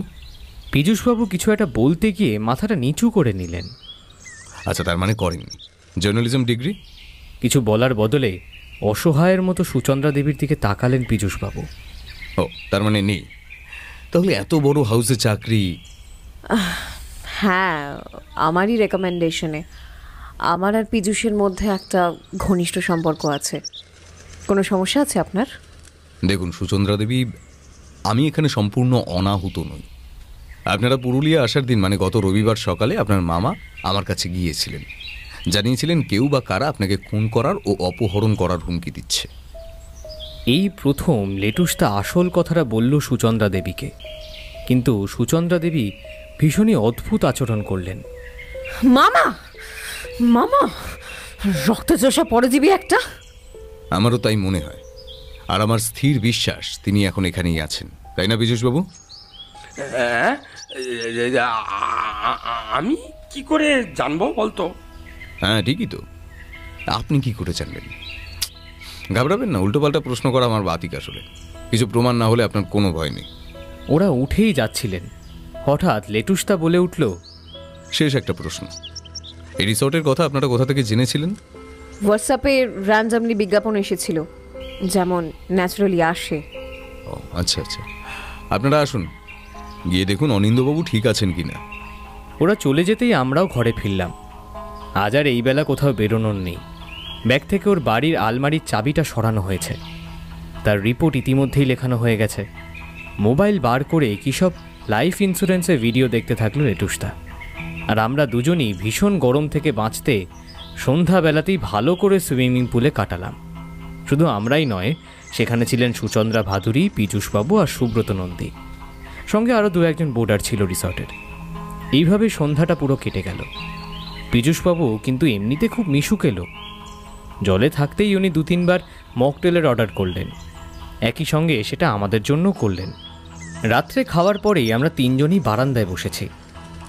আমের বোলের গন্ধ ভাসছে বাতাসে। আজকে বাঘমামার ধরা পড়ার কথা। বড্ড তাড়াতাড়ি কেসটা সলভ করে ফেলল লেটুসদা। ওর হিসেব ভুল হয় না কখনো। কাঁটায় কাঁটায় 9টার সময় আমাদের তিনজনেরই নাকে এলো একটা বোঁটকা গন্ধ। লেটুসদা একটু অপেক্ষা করল বাঘকে নকল ডাকটা ডাকতে দেওয়ার জন্য। লোকটা যখনই ডাকটা ডাকবে তখনই পেছন থেকে গিয়ে ধরবে তাকে। ব্যাপারটা খুবই নাটকীয় হবে। পৃথিবীর সব গোয়েন্দাই নাটক পছন্দ করে। আওয়াজ হলো, কিন্তু বাঘের নয়, মানুষের গলা।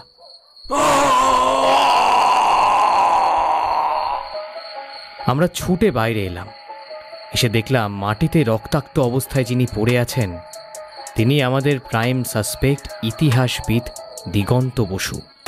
বাঘের অ্যাটাকই তো মনে হচ্ছে। হ্যাঁ, রীতিমতো নিউরো অ্যানাটমি জানা শিক্ষিত বাঘ। হিসেব করে গলার ক্যারোটিন ধমনীটাই কাটা হয়েছে, তাও আবার সাধারণ নাকারি ছুরি দিয়ে। তারপর সারা গায়ে নখের আঁচড় দেওয়া হয়েছে। তারপর খুব ভালো করে জায়গাটা দেখতে শুরু করলো। বলল, বাহ, এখন জুতোও পড়ছে। ভালো ভালো। এই কাকুরে মাটিতে থাবার মতো গুরুত্বপূর্ণ অঙ্গটার বিশেষ সুরক্ষা প্রয়োজন। ক্রক্স জুতো? কিন্তু এই পুরো দলটায় ক্রক্স জুতো তো শুধুমাত্র সুচন্দ্রা ভাদুরী পরেন।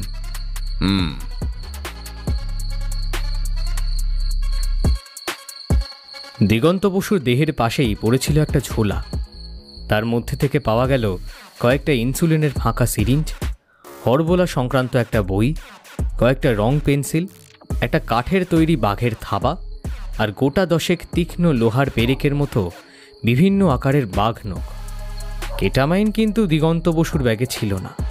লেটুসদা বলল, সেটা আশাও করা যায়নি। ইয়েদুরাপ্পার টিমের থেকে ঘুমের ওষুধ জোগাড় করা বা চুরি করা ওর পক্ষে সম্ভব ছিল না। আর আমাকে অ্যাটাকও উনি করেননি।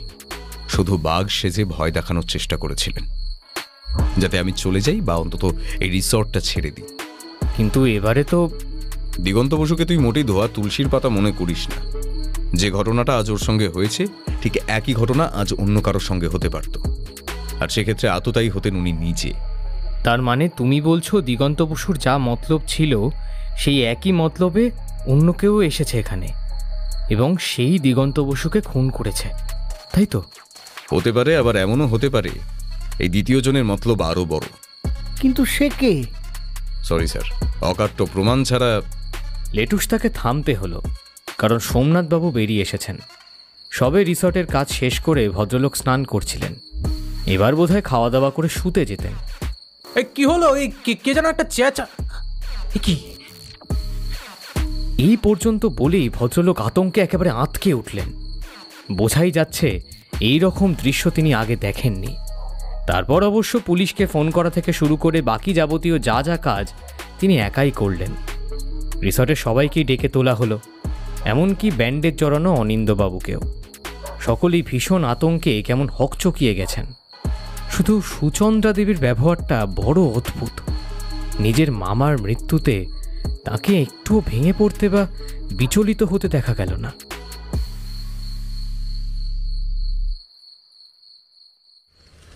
সকালবেলা থানায় গিয়ে লেটুসদা খুনের খবরটা এবং ওর মতামতটা জানিয়ে এসছে ইন্সপেক্টর টুডুকে। ভদ্রলোক যদিও বাঘের বাইরে কিছু চিন্তা করতে নারাজ, বারবারই বলছেন, এখন জানোয়ারটা তাড়াতাড়ি ধরা পড়লে হাঁপ ছেড়ে বাঁচি বাবা। ওহ, কিন্তু বাঘের মোটিভটা কি? বাঘ যদি হত্যা করে থাকে তাহলে তার একটাই মোটিভ হলো খাবার। কিন্তু দিগন্তবাবুর শরীরের কোনো অংশ তো খুবলে খাওয়া হয়নি। যদিও ক্যারোটিন ধমনী কাটার প্রসঙ্গটা লেটুসদা আর তোলেনি, কারণ ও খুব ভালো করেই বুঝতে পারছে অতুল টুডু এই ব্যাপারটা বুঝবেন না। না খাওয়াটাও তো কারোর মুডের উপর ডিপেন্ড করে, তাই না? অটোতে বসে কেষ্টদা প্রশ্নটা করলেন। লেটুসদা সেই প্রশ্নের কোনো উত্তর দিল না, উল্টে বলল, আপনার খাওয়ার মুড এখন সপ্তমে, বুঝতে পারছি। রিসর্টে চলুন, খিদে আমারও পেয়েছে। কিন্তু রিসর্টে ফিরেই ডাইনিং হলে যাওয়ার বদলে মেন বিল্ডিংয়ের দিকে যেতে শুরু করলো লেটুসদা। কিন্তু সেটা সরাসরি সোজা রাস্তা দিয়ে নয়। আমাকে বলল, ডাইনিংয়ে গিয়ে সকলের জন্য চিকেন স্যান্ডউইচ অর্ডার কর, আমি মিনিট 10-এর মধ্যে আসছি। বলেই আমাদের থেকে আলাদা হয়ে গেল। বিল্ডিংটার একদম পিছনে আছে একটা বিশাল কুসুম গাছ। লেটুসদা নিশ্চয়ই ওটা বেয়েই ওপরে ওঠার প্ল্যান করেছে। মানে আমরা ছাড়া আর কেউ জানতেই পারল না যে একটা লোক রিসর্টের মেইন বিল্ডিংয়ের দোতলায় উঠে গেছে। আমরা ডাইনিংয়ে ঢুকতেই সোমনাথবাবু এগিয়ে এলেন। এই সে কি, দুজন কেন? মিস্টার সেন কোথায়? ওই জঙ্গলের দিকে ঘুরতে গেছেন। প্রকৃতি প্রেমটা ওর একেবারে বাতিকের মতো। সত্যি কেষ্টদা মাঝে মাঝে অসাধারণ অভিনয় করেন। হ্যাঁ হ্যাঁ হ্যাঁ, সেটা তো ওকে দেখলেই বোঝা যায়। আমরা বসার 12 থেকে 13 মিনিটের মধ্যেই লেটুসটাও ফিরে এলো। বুঝলাম যা দেখার জন্য গিয়েছিল দেখা হয়ে গেছে। ব্রেকফাস্ট সেরে আমরা আবার পুলে স্নান করলাম। লেটুসটাকে দেখলাম মাথাটা কাত করে ভীষণ আরামে চোখ বুজে আছে।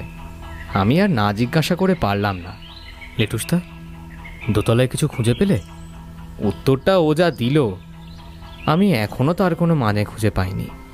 যেটা পেলাম সেটা না পেলে অঙ্কটা আরো সোজা হতো।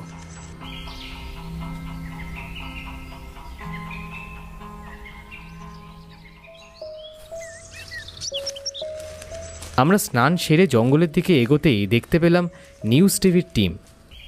উফ, আপনি আজকে থাকলে দারুণ থ্রিলিং ব্যাপার দেখতে পেতেন মিস্টার সেন। দূর থেকেই আমাদের দেখতে পেয়ে সুচন্দ্রা ভাদুরী চিৎকার করে উঠেছেন। ধরা পড়ে গেছে? না, এখনো পড়েনি, তবে টোপ গিলেছে। আর যেভাবে ছাগলটাকে তুলে নিয়ে গেল সেটা শুধুমাত্র এখন অবধি ভিডিওতেই দেখেছি। আমরা হাঁটতে হাঁটতে জঙ্গলের মধ্যে ঢুকলাম। বাঘ এখন ত্রিসীমানাতেও নেই, ফলে ইচ্ছে মতো ঘোরা যাবে। পলাশের চাঁদোয়া যেন একটা বিকল্প আকাশের মতো মাথার উপরে ছেয়ে আছে, আর শিমুল পড়ে থাকা মেঝেটা লাল মাটির রূপ আরও খানিকটা বাড়িয়ে দিয়েছে। কুসুম গাছের আলাদা করে ফুলের দরকার হয় না, পুরো গাছটাই যেন বসন্তকালে এক আস্ত আগুনের স্তূপ। এরকম একটা পরিবেশে লেটুসটার এই কথাটার জন্য আমি মোটেই প্রস্তুত ছিলাম না। পীযূষ লোকটা শুধুমাত্র ব্ল্যাকমেল করেই সুচন্দ্রাকে কাবু করছে, প্রেম ওদের মধ্যে নেই। আমাদের তো ওদের প্রেম নিয়ে কোনো মাথা ব্যথা নেই। প্রশ্ন হলো খুন কে করেছে আর কিডন্যাপ কে করতে চায়। কেষ্টদা হঠাৎ লেটুসটাকে পথ দেখাতে শুরু করলেন কেন কে জানে। আপনার দরকার না থাকলেও আমার আছে। সম্পর্কের টানাপোড়েন যে কতটা সাংঘাতিক হয়ে উঠতে পারে আপনার কোনো ধারণাই নেই। আমি আর হাঁটতে পারছি না স্যার, এবার ফেরা যাক। হাঁটতে পারছি না বলাটা ভুল হলো, বলুন আপনার আবার খিদে পেয়ে গেছে। আমরা ফিরে এসেই দেখতে পেলাম খাবার রেডি হয়ে গেছে, আর নিউজ টিভির টিমও খেতে বসেছে। আমরাও খাওয়া শুরু করতেই এগিয়ে এলেন সোমনাথবাবু। খাবার দাবার সব ঠিকঠাক আছে তো? এক্সিলেন্ট। একটা চিকেনের লেগ পিস হাতে তুলে নিয়ে বললেন কেষ্টদা। হ্যাঁ, আনডাউটেডলি আপনাদের কিচেন অসাধারণ। আপনি দাঁড়িয়ে রইলেন কেন, বসুন না। পাশে রাখা একটা ফাঁকা চেয়ার দেখিয়ে সোমনাথবাবুকে বসতে বলল লেটুসদা। তিনি পাশে বসতেই লেটুসদা বলে উঠল, এহে, আঙুলটা আবার কাটলো কিভাবে? সত্যি বলতে সকাল থেকে 3 বার ভদ্রলোকের সঙ্গে দেখা হলেও খেয়ালই করিনি ভদ্রলোকের হাতে ব্যান্ডেড লাগানো। আর বলেন কেন, এই তো সকালে স্যালাড কাটতে গিয়ে আর কি। Quite natural. আপনারা বরং ফিলার ইউজ করুন। তারপরেই খেতে খেতে আরও কিছুটা কথা এগোলো। আচ্ছা, এই যে ইয়েদুরাপ্পা ফরেস্ট ওয়ার্ডেন মানুষ হিসেবে কেমন, আপনি চেনেন? চিনি কি বলছেন? আরে আমার সাথে পুরো বন্ধুত্বের সম্পর্ক, একটা আছে। আগে সপ্তাহে যখন এই চত্বরে ওই টোপ ছড়িয়েছিলেন তখন 2 রাত্রি এসে এখানে এই রিসর্টে ছিলেন, তো খুব ভালো সম্পর্ক আমার সাথে। ও বাবা, তাহলে তো আপনাকে 2 রাত্রি শুধু ইডলি দোসা বানাতে হয়েছে। আরে না স্যার, উনি হলেন পুরোপুরি বাঙালি। হ্যাঁ, কথায় অবশ্য হালকা একটা টান আছে। 3 জেনারেশন ধরে ওই নৈহাটির বাসিন্দা। হ্যাঁ, 2 বেলা ভাত খান। আর তার জন্যই তার সঙ্গে বন্ধুত্ব করতেও সুবিধা। এক্স্যাক্টলি, ঠিক বলেছেন। আমাদের খাওয়াও হয়ে গেছিল, তাই আমরা একটু বিশ্রামের জন্য তাড়াতাড়ি ঘরে পৌঁছে গেলাম। আজ সকাল থেকে প্রচুর পরিশ্রম গেছে। লেটুসটা একটা গোল্ড ফ্লেক ধরিয়ে বারান্দায় বসল। হয়তো সকাল থেকে যা যা আপডেট পেল সেগুলো একটু নিজের মতো করে সাজিয়ে গুছিয়ে নেবে। ডাইনিং থেকে বেরোনোর সময় আবার সুচন্দ্রা ভাদুরীকে বলে এসেছে বিকেলের পরে ওর সঙ্গে আলাদাভাবে একটু কথা বলতে চায়। আমার আর কেষ্টদার শরীরে আর কোনো সামর্থ্য ছিল না। আমরা ঘরে পৌঁছেই এসি চালিয়ে ঘুমিয়ে পড়লাম। লেটুসটা কখন এসে আমার পাশে শুয়েছে আমি খেয়াল করিনি, কিন্তু উঠে পড়লাম ওর ধাক্কা খেয়ে। খুব ফিসফিস করে বলল, এই জিতু, ওঠ শিগগিরি। আমি উঠে বসে গায়ের থেকে ঢাকাটা খুলে ফেলতে যাব, ঠিক তখনই লেটুসটা আমার হাতটা চেপে ধরে সামনের দিকে ইশারা করল। ওর দৃষ্টি অনুসরণ করে আমি আধশোহা অবস্থাতেই আমার পায়ের দিকে তাকালাম, আর সঙ্গে সঙ্গেই আমার সারা শরীর ঠান্ডা হয়ে গেল। আমার ব্ল্যাঙ্কেটের উপরে কুণ্ডুলি পাকিয়ে আছে একটা কুচকুচে কালো রঙের সাপ। লেটুসটা তেমনই ফিসফিস করে বলল, কালাচ, ইংরেজি নাম কমন ক্রেট, পুরুলিয়ার আদি বাসিন্দা। আমার তখন কিচ্ছু বলার মতো অবস্থা নেই। লেটুসটা বলল, ভয়ঙ্কর বিষ তোর ব্ল্যাঙ্কেটের উপরেই পড়েছিল, লম্বা ভাঙা ডালের মাথা থেকে।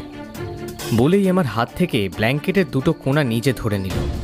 তারপর ঝড়ের গতিতে ব্ল্যাঙ্কেটটাকে এমনভাবে ভাঁজ করল যে সাপটা ব্ল্যাঙ্কেটের 4 ভাঁজের মধ্যে একবারে আটকে পড়ল, আর তারপরই 2 ভাঁজ করে ব্ল্যাঙ্কেটটা আমার গা থেকে খুলে ফেলল।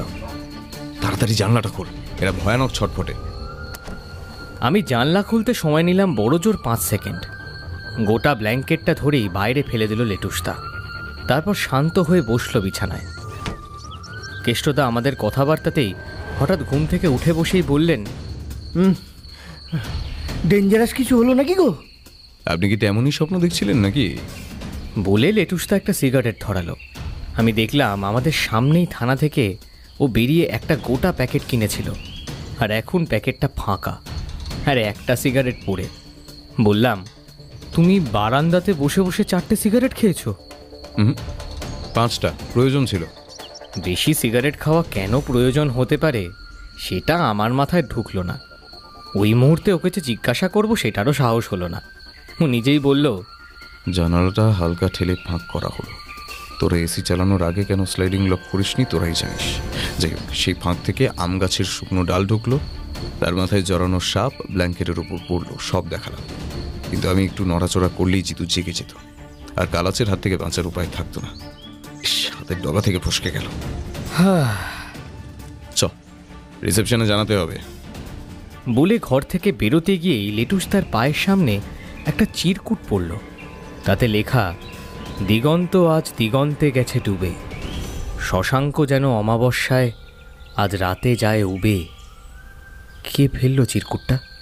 নিশ্চয়ই যে সাপ ফেলেছে সেই। কিন্তু বারান্দায় তো কাঁকুড়ে মাটি নেই যে পায়ের ছাপ পড়বে। কিন্তু লেটুসটা মাটির দিকেই বেশ কিছুক্ষণ তাকিয়ে থেকে আমায় বলল, জিতু, চামড়ার হ্যান্ডব্যাগ থেকে আমার ম্যাগনিফাইং গ্লাসটা নিয়ে তো। সেটা দিয়ে ভালো করে মেঝেটা দেখে লেটুসটা বলল, আমার সন্দেহ হচ্ছিল এরকম নির্জন দুপুরে কিছু একটা ঘটতে পারে, তাই 5টা সিগারেটের ছাই ছড়িয়ে রেখেছিলাম। খালি চোখে দেখাই যাবে না, কিন্তু আতশ কাছে। কি দেখলে? ক্রক্স জুতোর ছাপ। কথাটা শুনেই আমার বুকটা ছ্যাঁত করে উঠল। তাহলে এই মুহূর্তে রিসেপশনে যাওয়ার প্রশ্নই উঠছে না। এই ভেবে আমরা ঘরে ঢুকতে যাব, তখনই, মিস্টার সেন। উমা, এই যে সোমনাথ বাবু। কি বলতে চান ভদ্রলোক? মানিব্যাগটা হাতে নিয়ে আছেন।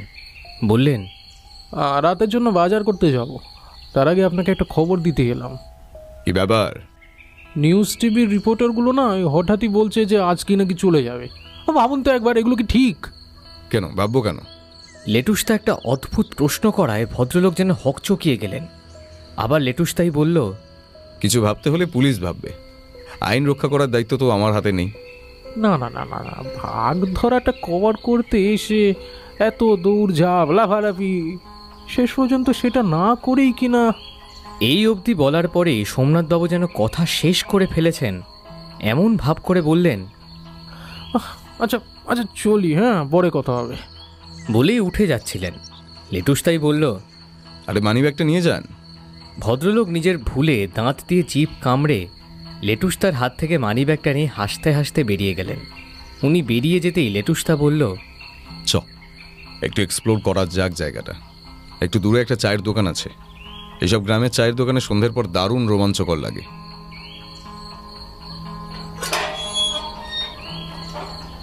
আমরা গেট থেকে বেরোনোর মুখেই দেখা হলো সুচন্দ্রা দেবীর সঙ্গে।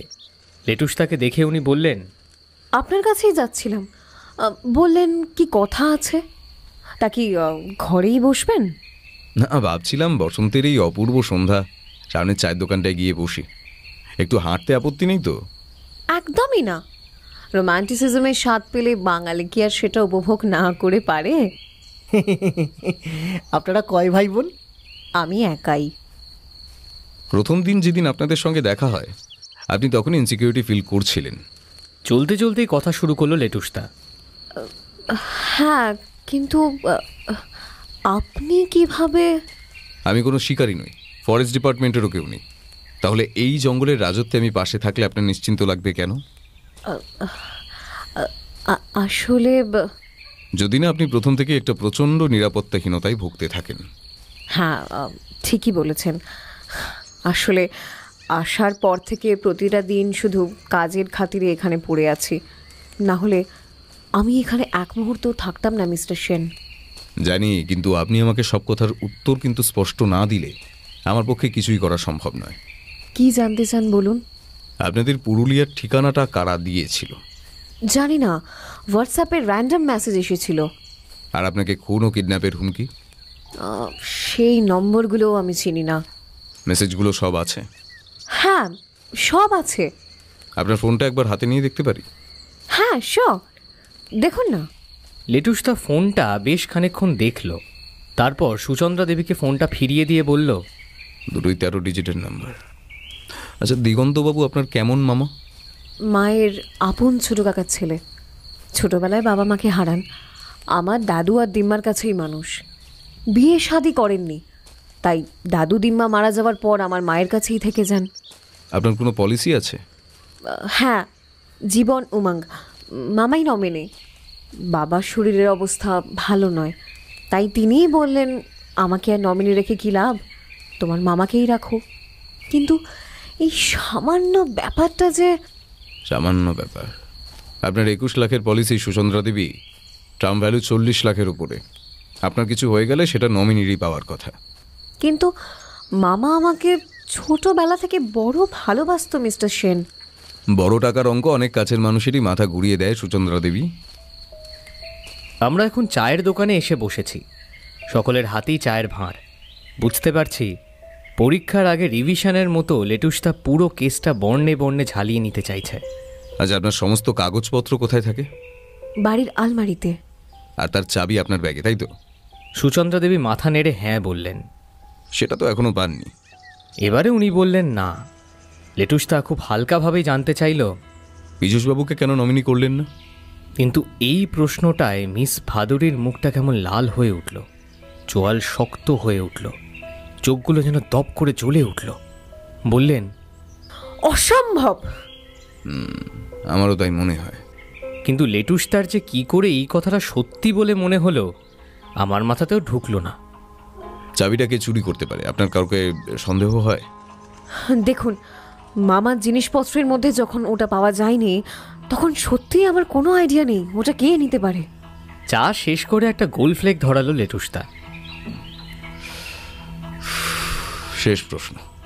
এখানে আসার পর থেকে চাবি চুরি, আমার আর অনিন্দবাবুর উপর অ্যাটাক আর দিগন্তবাবুর মৃত্যু ছাড়া আপনার সঙ্গে কোনো অস্বাভাবিক ঘটনা ঘটেছে কি? না, আমি তো আর তেমন কিছু মনে করতে পারছি না। আজও আপনি আমায় সব স্পষ্ট উত্তর দিলেন না। আমরা চায়ের দোকান ছেড়ে উঠে দাঁড়ালাম, আর তখনই আমাদের পিছন থেকে একটা লোক দ্রুত জঙ্গলের দিকে ঢুকে গেল।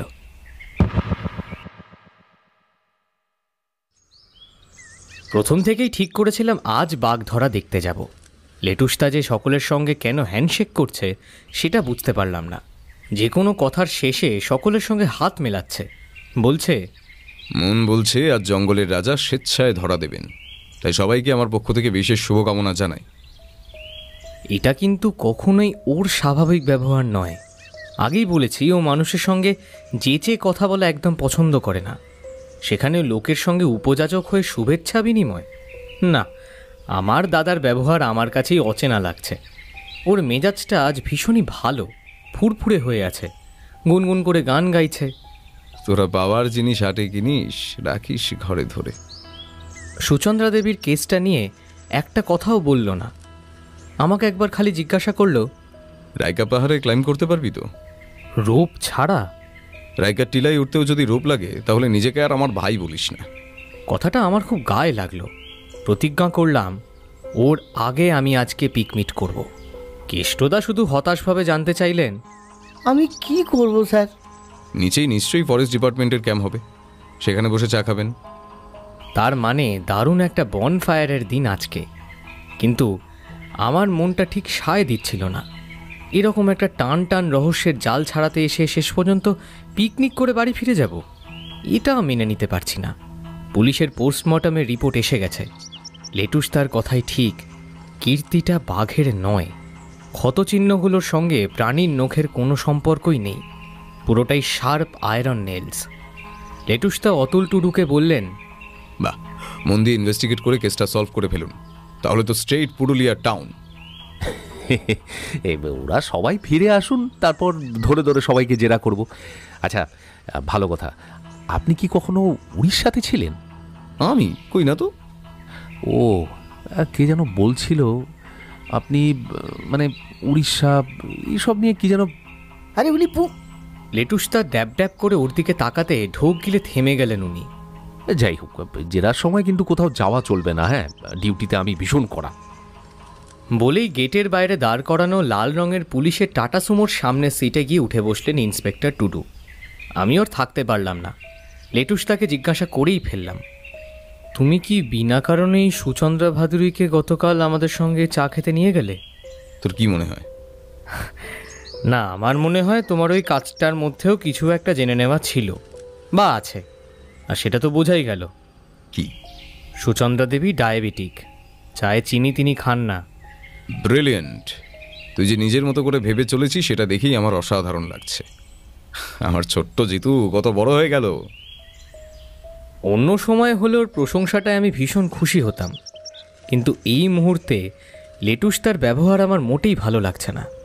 মনে হয় সব প্রমাণ যার দিকে নির্দেশ করছে তাকে লেটুস তা দোষী ভাবতে চায় না, শুধুমাত্র অসহায় মহিলা বলে। কিন্তু পুলিশ তাঁর বিরুদ্ধে প্রমাণ পেলে তো ছেড়ে কথা বলবে না।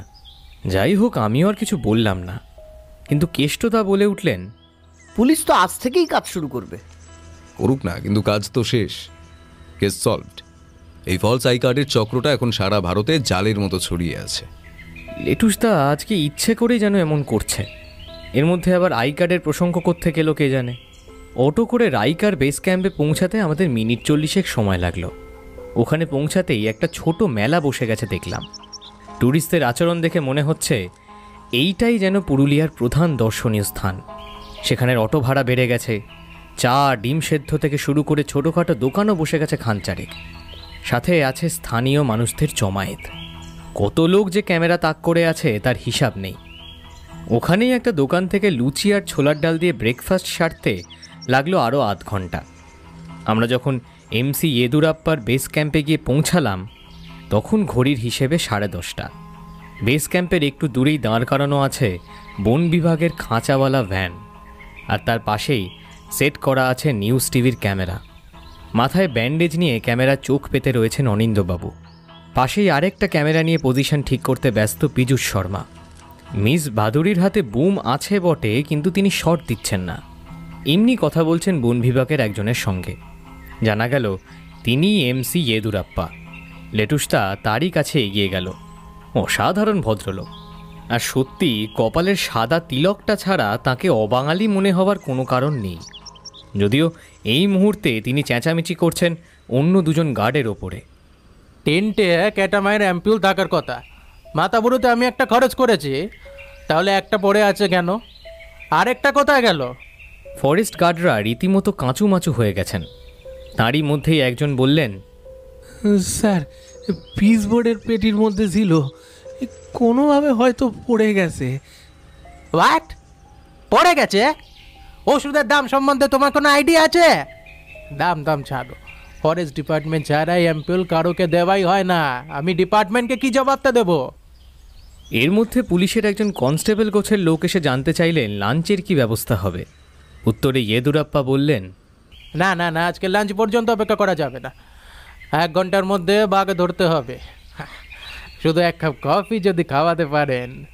তারপরে আরাম করে বসলেন লাল কাঁকুড়ে মাটির ঢিপিটার ওপরে। এই সুযোগে আমরা 3 জনই এগিয়ে গেলাম ভদ্রলোকের কাছে। লেটুসদা নিজের খুব সাধারণ পরিচয় দিয়ে আমাদেরও পরিচয় করিয়ে দিয়ে বলল, আমরা ট্যুরিস্ট, এমনি মাথা রিসর্টে ঘুরতে এসেছিলাম। তারপর এত বড় রোমহর্ষক ঘটনা ঘটছে শুনে দেখার লোভ সামলাতে পারিনি। ও ইয়েস, সার্টেনলি সার্টেনলি। একজন ট্যুরিস্টের কাছে এই ম্যাটারটা সত্যি একটা বোনাস। হ্যাঁ, লেটুসদা তাকে একটা গোল্ড ফ্লেক অফার করে নিজে একটা ধরালো। তারপর জানতে চাইল, এই কেটামাইন অ্যাম্পিউলটা কবে থেকে পাচ্ছেন না? আরে কি আর বলবো মিস্টার সেন, সরকারি জিনিসের ওপর মানুষের কেয়ার খুব কম। আমি তো আজই নোটিস করি, বাট এইটা কখনোই হওয়ার কথা নয়। আপনারা রিসর্টে ছিলেন তো? ইয়েস ইয়েস, মেন বিল্ডিংয়ে, এই মিডিয়ার সাথে একদম পাশাপাশি। বন বিভাগ থেকে তাঁবু খাটানোর ব্যবস্থা থাকলেও জঙ্গলের এত পাশে রিসর্ট থাকায় আর তাঁবুর ঝামেলা করা হয়নি। আপনাদের মালপত্র কোথায় থাকতো? রিসেপশনে, with the supervision of mister Somnath Maiti. Oh, excellent man and very intelligent. Agree with you, সত্যিই ভালো লাগার মতো মানুষ। Do you know him? আমরাও একই রিসর্টে আছি, আর সোমনাথ মাইতির সঙ্গেও যথেষ্ট পরিচয় হয়েছে। ইতিমধ্যেই ভদ্রলোকের কফি খাওয়া হয়ে গিয়েছিল। শুরু হলো আসল কাজ। আগের দিনের ফর্মুলাতেই আজও ছাগলের টোপ ব্যবহার করা হয়েছে, কিন্তু সব কাজের আগেই কাজ হলো ভিড়কে শান্ত করা এবং মূল জায়গা থেকে সরানো। শুধু মিডিয়ার 3 জন আর বন বিভাগের প্রয়োজনীয় লোকজন ছাড়া সবাইকে সরিয়ে দেওয়া হলো প্রায় 150 গজেরও বাইরে। এই কাজটা লাঠিধারী পুলিশ করল মাত্র 5 মিনিটে। আমরাও চলে এলাম একটা 30 ফুট উঁচু টিলার আড়ালে। বন দপ্তরের অনুমান বাঘটা এখন জঙ্গলের 100 হাতের মধ্যে রয়েছে। রাইকা পাহাড়ের নিচ দিয়ে ঘন জঙ্গল, জাল ক্রমশ গুটিয়ে ছোট করে আনা হচ্ছে। হঠাৎ ইয়েদুরাপ্পা সামনের জায়গাটা খালি করে সকলকে লুকিয়ে পড়ার নির্দেশ দিলেন। টিলার পেছন থেকে আমরা সামনের ঘটে যাওয়া সব অদ্ভুত দৃশ্য দেখতে শুরু করলাম। চারিদিক পুরো চুপচাপ, পাখির ডাক শোনা যাচ্ছে। ছাতারেরা বারবার গাছের মাথা থেকে কিচমিচ করে উড়ে গিয়ে বুঝিয়ে দিচ্ছে বাঘটা ক্রমশ এগিয়ে আসছে। আধ ঘন্টা যখন এইভাবেই পেরিয়ে গেল, একেবারে পাহাড়ের চূড়ার দিকের নিচটায় বসে থাকা একটা বাঁদর প্রচণ্ড জোরে চেঁচিয়ে উঠল, আর আমার ঘাড়ের ওপরে ভর দিয়ে রাখা কেষ্টতার হাতটা ঠকঠক করে কাঁপতে শুরু করলো। লেটুসদা ওকে শান্ত করার জন্য ঠোঁটের ওপর আঙুল রাখল, আর তখনই জীবনের প্রথমবার আমি হাড় হিম করা বাঘের গর্জন শুনলাম। বিদ্যুৎ বেগে জঙ্গল থেকে বেরিয়ে এসে ছাগলটার উপরে ঝাঁপিয়ে পড়েছে বাঘটা, আর সঙ্গে সঙ্গেই যেন চিৎকার করে উঠলেন সুচন্দ্রা ভাদুরী।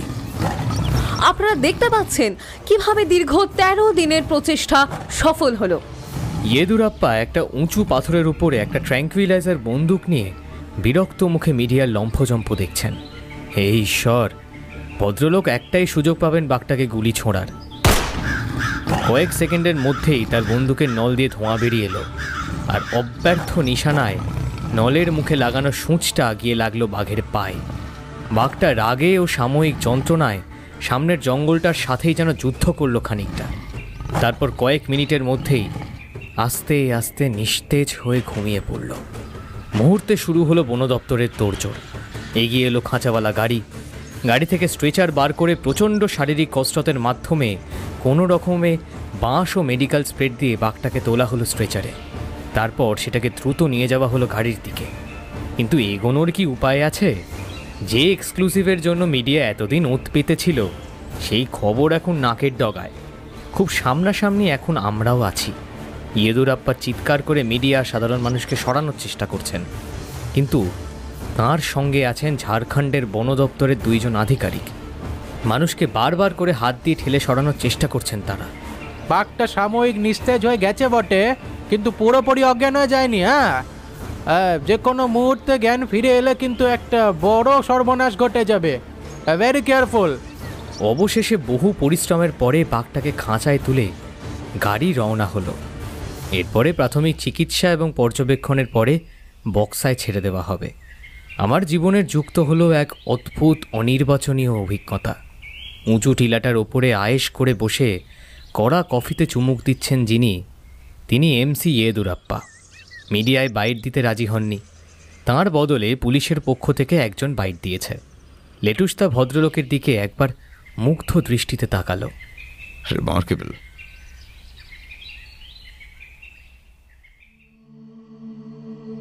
আজকে দুপুরের খাবারটা দারুণ ছিল। ভাত, ডাল, আলু ভাজা, মাছের কালিয়া, চাটনি, মানে বাঙালির ভাত ঘুমের আদর্শ খাবার। আমরা প্রত্যেকে ঘরের ভেতরে এসির ঠান্ডায় আরাম করছি। সকাল থেকে বেশ কিছু টিলা চড়তে হলেও রাইকা পাহাড়ে ক্লাইম্ব করতে হয়নি, কিন্তু পরিশ্রম ও ছোটাছুটি যথেষ্ট হয়েছে।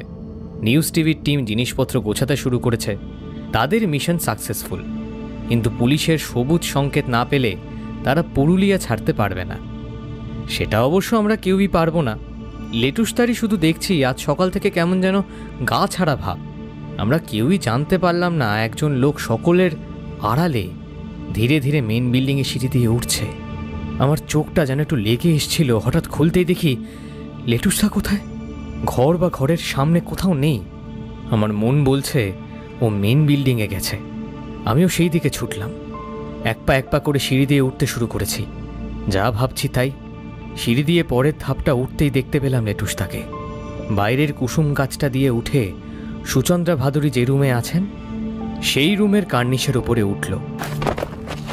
একটা ঝুপ করে শব্দ হলো, তারপর ওকে আর দেখতে পেলাম না। তার বদলে বারান্দার থামটার আড়াল থেকে এবার সুচন্দ্রা দেবীর ঘরের দিকে এগিয়ে গেল আরেকটা ছায়ামূর্তি। এতক্ষণ সে থামের আড়াল থেকে দেখে নিচ্ছিল কেউ কোথাও আছে কিনা। রাস্তা পরিষ্কার দেখে আস্তে আস্তে এগোতে শুরু করেছে সেই বিভৎস চেহারার লোকটা। তার মুখে বাঘের মুখোশ, হাতের 10 আঙুলে বাঘ নখ, পুরো পোশাকের রং কালো। লোকটা দরজা ঠেলে খুলে ভেতরে ঢুকতে যেতেই আমি খুব ধীর পায়ে সুচন্দ্রা দেবীর ঘরের কাছে এগিয়ে গেলাম। মুখোশ পরা যেই লোকটা ঘরে ঢুকলো, দরজার আড়াল থেকে তার পিছনের দিকটা আমি সম্পূর্ণ দেখতে পাচ্ছি। লোকটার পায়ে ক্রক্স জুতো, মানে সুচন্দ্রা ভাদুরী এই পুরো ব্যাপারটার জন্য দায়ী। অথচ লেটুসদা একটা গোটা সন্ধে কথা বলেও কিচ্ছু বুঝতে পারল না। দরজা থেকে আমার সামনাসামনি এখন এই মানুষটা, আর তারপর এই ওয়ার্ড্রপ। ঘরের কোনো অংশে আমার আর নজর পড়ছে না। ওয়ার্ড্রপের দিকে এগিয়ে গেল লোকটা, কিন্তু ওয়ার্ড্রপটা খুলতে গিয়ে ছিটকে এলো 2 পা। গতকালের সেই গালাত সাপটা ওয়ার্ড্রপের হাতল থেকে ঝুলছে, ফনা তুলে রেখেছে সামনের দিকে। বাঘ যে সাপকে এতটা ভয় করে সেটা জানতাম না। আসুন মিস্টার টুডু। লেটুসদা তারপরে ঘরে ঢুকে বলল, রাগের মাথায় এত বড় ভুল না করলেই পারতেন সোমনাথবাবু। সুচন্দ্রা দেবী এক প্রকার ছিটকে উঠলেন দুপুরের তন্দ্রার থেকে। কোনোরকমে ঘরের আবর্জনা ফেলার বালতিটা দিয়ে সাপটাকে চাপা দিল লেটুসদা। ইন্সপেক্টর অতুল টুডু ফোন করে সাপ ধরার লোককে ডাকলেন। তারপর লেটুসদার দিকে তাকিয়ে দাঁত বের করে বললেন, বলছি আপনি যে এত বড় একটা মানে আমাকে তো আগে বলেননি না। আপনার ব্যাপারে খোঁজ খবর নেওয়ার জন্য লালবাজারে ফোন করেছিলাম আর কি, সব জানতে পারলাম। বসুন। অবশ্য শুধু একজনই নয়, এবার ওই ঘরে সকলকেই বসতে হলো। সুচন্দ্রা ভাদুরী, সুব্রত নন্দী, পীযূষ বসু, অনিন্দ জানা, সোমনাথ মাইতি, ইন্সপেক্টর টুডু আর 2 জন কনস্টেবল। তার সাথে আমি আছি আর লেটুসদা আছে। পুলিশের গাড়ির আওয়াজ পেয়ে কেষ্টদাও চলে এসেছেন ঘুম থেকে উঠে। পুলিশকে ফোন করে লেটুসদা রিসর্টের মালিক বনসালিকেও আসতে বলেছেন। সোমনাথ মাইতি এখন মুখোশ নখ খুলে কেঁচোর মতো গুটিয়ে গেছেন। লেটুসদা শুরু করলো, মিস্টার বনসালি, আপনার রিসোর্টে কাজে যোগ দেওয়ার আগে আপনারা আইডেন্টিটি চেক করেন না? হ্যাঁ, নেওয়া হয়। আধার কার্ড। আপনি সেটার বায়োমেট্রিক চেক করেন না? না না, সেটা তো তেমন আর করা হয় না। কেন করেন না? এখন তো মোবাইলেই তার সফটওয়্যার থাকে। তাহলেই তো এরকম একটা কলকাতার বন্দল গেটের লোক নিজেকে মেদিনীপুরের লোক বলে চালাতে পারে না। এতগুলো লোক আপনার রিসোর্টে কার ভরসাতে আসবে? জানেন আপনাকে নেগলিজেন্সির কেসে অ্যারেস্ট করা যায়। হ্যাঁ, এই আপনাকে কে বললো কে আমি কলকাতার লোক? হ্যাঁ, কে বললো আপনাকে? কানের 2 নিচে ঠাস করে একটা শব্দ হলেই না মুখোশ আর নখের মতো মেদিনীপুরের পরিচয়টাও গা থেকে খসে পড়বে। আপনার আসল আধার কার্ডটা যেটা পার্সের মধ্যে ছিল, দেখুন তো সেটা এখন আছে কিনা। সোমনাথের মুখটা শুকিয়ে গেছে। লেটুসদা বলে চলল, গতকাল আমাদের রুমে ওটা ফেলে চলে আসছিলেন, মনে আছে? তখন ওটা আপনাকে ফেরত দেওয়ার সময় আমি সাইডে থাকা কার্ডগুলো বার করে নিয়েছিলাম। 61B বন্দল gate road. প্রথম দিন আমাকে বলেছিলেন ওর বাড়ি মেদিনীপুরে আর কলকাতার সঙ্গে কোনো সম্পর্ক নেই, কিন্তু চালচলনের সঙ্গে সেটা একেবারেই মেলে না। পোশাক আশাকগুলোও যা পারেন ওই বেশিরভাগ নিউ মার্কেট বা হাতিবাগান থেকে কেনা বলে মনে হয়। আর একদিন ওর মানিব্যাগের কোণা থেকে মেট্রো স্মার্ট কার্ড দেখতে পাই, যেটাতে হাওড়া ব্রিজ, ভিক্টোরিয়া আর মেট্রোর এসি রেকের ছবি আছে। ওই কার্ডটা ইস্যু হয়েছে মাত্র 3 মাস আগে, আগের কার্ডে নন এসি রেক আর বিদ্যাসাগর সেতুর ছবি ছিল। কলকাতায় নিয়মিত যাতায়াত না থাকলে ওই নতুন কার্ড পাওয়া সম্ভব নয়। মেট্রো কার্ডের সঙ্গে আরেকটাও কার্ড দেখি, যেটা ল্যামিনেশন করা আধার কার্ড। তখন থেকে আমি দুটো কার্ড হাতানোর সুযোগ খুঁজি। গতকাল দুপুরে বেশি ভালো সাজতে গিয়ে তিনি নিজেই এই সুযোগটা করে দেন। সেই মুহূর্তে সাপ ধরার জন্য একজন আদিবাসী মানুষ ঘরে প্রবেশ করলেন। দেখলাম আবর্জনার বালতিটা সরানোর সঙ্গে সঙ্গে রাগে উন্মাদ হয়ে সাপটা ফোঁস করে উঠল। অথচ কি অদ্ভুত কায়দায় হাতে শুধু কাপড় জড়িয়ে গাছের শুকনো ভাঙা ডালের সাহায্যে সাপটাকে বাক্সে ভরে নিলেন ভদ্রলোক।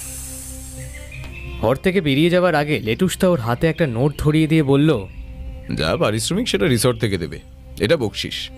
খুশি হয়ে ভদ্রলোক বেরিয়ে যাওয়ার সঙ্গে সঙ্গেই কেষ্টতা বলে উঠলেন, আর ক্রক্স জুতো? রেড হেরিং বোঝেন? ইনভেস্টিগেশনকে মিসগাইড করার জন্য ভুল তথ্য প্রমাণ ছড়িয়ে রাখা হয়। ইনি আর এর সাগরের দিগন্ত বসু ব্যাপারটা খুব বুদ্ধি করে করেছিলেন। ইনসুলিনের সিরিঞ্জ? প্রথমে সিরিঞ্জ আর তারপর ক্রক্স জুতো। আমার ভাই জয়ন্ত যেদিন আমাকে বলল এই দলে ক্রক্স জুতো সুচন্দ্রা ভাদুরী ছাড়া আর কেউ পারেন না, সেদিনই আমার মিস ভাদুরীর ওপর থেকে পুরো সন্দেহ উঠে গেল। মিস ভাদুরী এক অদ্ভুত শ্রদ্ধার নজরে তাকালেন লেটুসদার দিকে। গতকাল সোমনাথের আঙুলে 3 জায়গায় ক্ষত দেখেই নিশ্চিত হয়ে যাই ওটা বাঘ নখ পড়ার ফল, আর কারোর হাতে সেই ক্ষত ছিল না। আমাকে বললেন স্যালাড কাটতে গিয়ে হয়েছে, কিন্তু উনি কিচেনে কোনো কাজ করেন না, কারণ না ব্যান্ডেড একদম শুকনো ছিল, কিচেনের কাজ করলে ভিজে থাকতো। আমার মনে পড়ল লেটুসদা সকাল থেকে সকলের সঙ্গে হাত মেলাচ্ছিল শুভেচ্ছা জানানোর নামে। যেহেতু তোর মনে আছে, তুই আমায় জিজ্ঞেস করলি মেইন বিল্ডিংয়ে কিছু পেলাম কিনা। হ্যাঁ, তুমি বলেছিলে যে যেটা দেখতে পেলাম সেটা না পেলে অঙ্কটা মেলানো সহজ ছিল। হ্যাঁ, সেটা এই ক্রক্স জুতো, যেটা খুনের আগের দিন রাত্রে দোতলায় এসে সোমনাথ চুরি করে নিয়ে যায়। তুই ছাদের উপর মানুষের ছায়া দেখতে পেয়েছিলি, আমি সোমনাথকেই দেখেছিলাম। ভেবেছিলাম জলের ট্যাঙ্কি বা ওই ধরনের কিছু হয়তো চেক করতে গিয়েছিলেন। রিসর্টের কেয়ারটেকারের এই কাজগুলো তো থাকেই, তাই আর আমল দিইনি। যদি খুনের পরের দিনই ওই জুতোটা এখানে রেখে না যেত তাহলে হিসেব মেলানো কঠিন হতো। কিন্তু আমি একটা কথা কিছুতেই বুঝতে পারছি না, সোমনাথ বাবুর হঠাৎ আমার ওপর কিসের আক্রোশ? ওর না, আপনার মামার। আপনি আমায় সব কথার উত্তর পরিষ্কার দেননি মিস ভাদুরী। আপনার বাবার কি কোনো উইল আছে? আর তাতে কি আপনার মামার ভাগ আছে? হ্যাঁ, দাদু দিম্মার সম্পত্তিটা তো বাবা পুরোটাই মামাকে দেবেন বলেছিলেন, উইলও করেছিলেন, কারণ মামা বাড়ির দিকে তো আর কেউ নেই।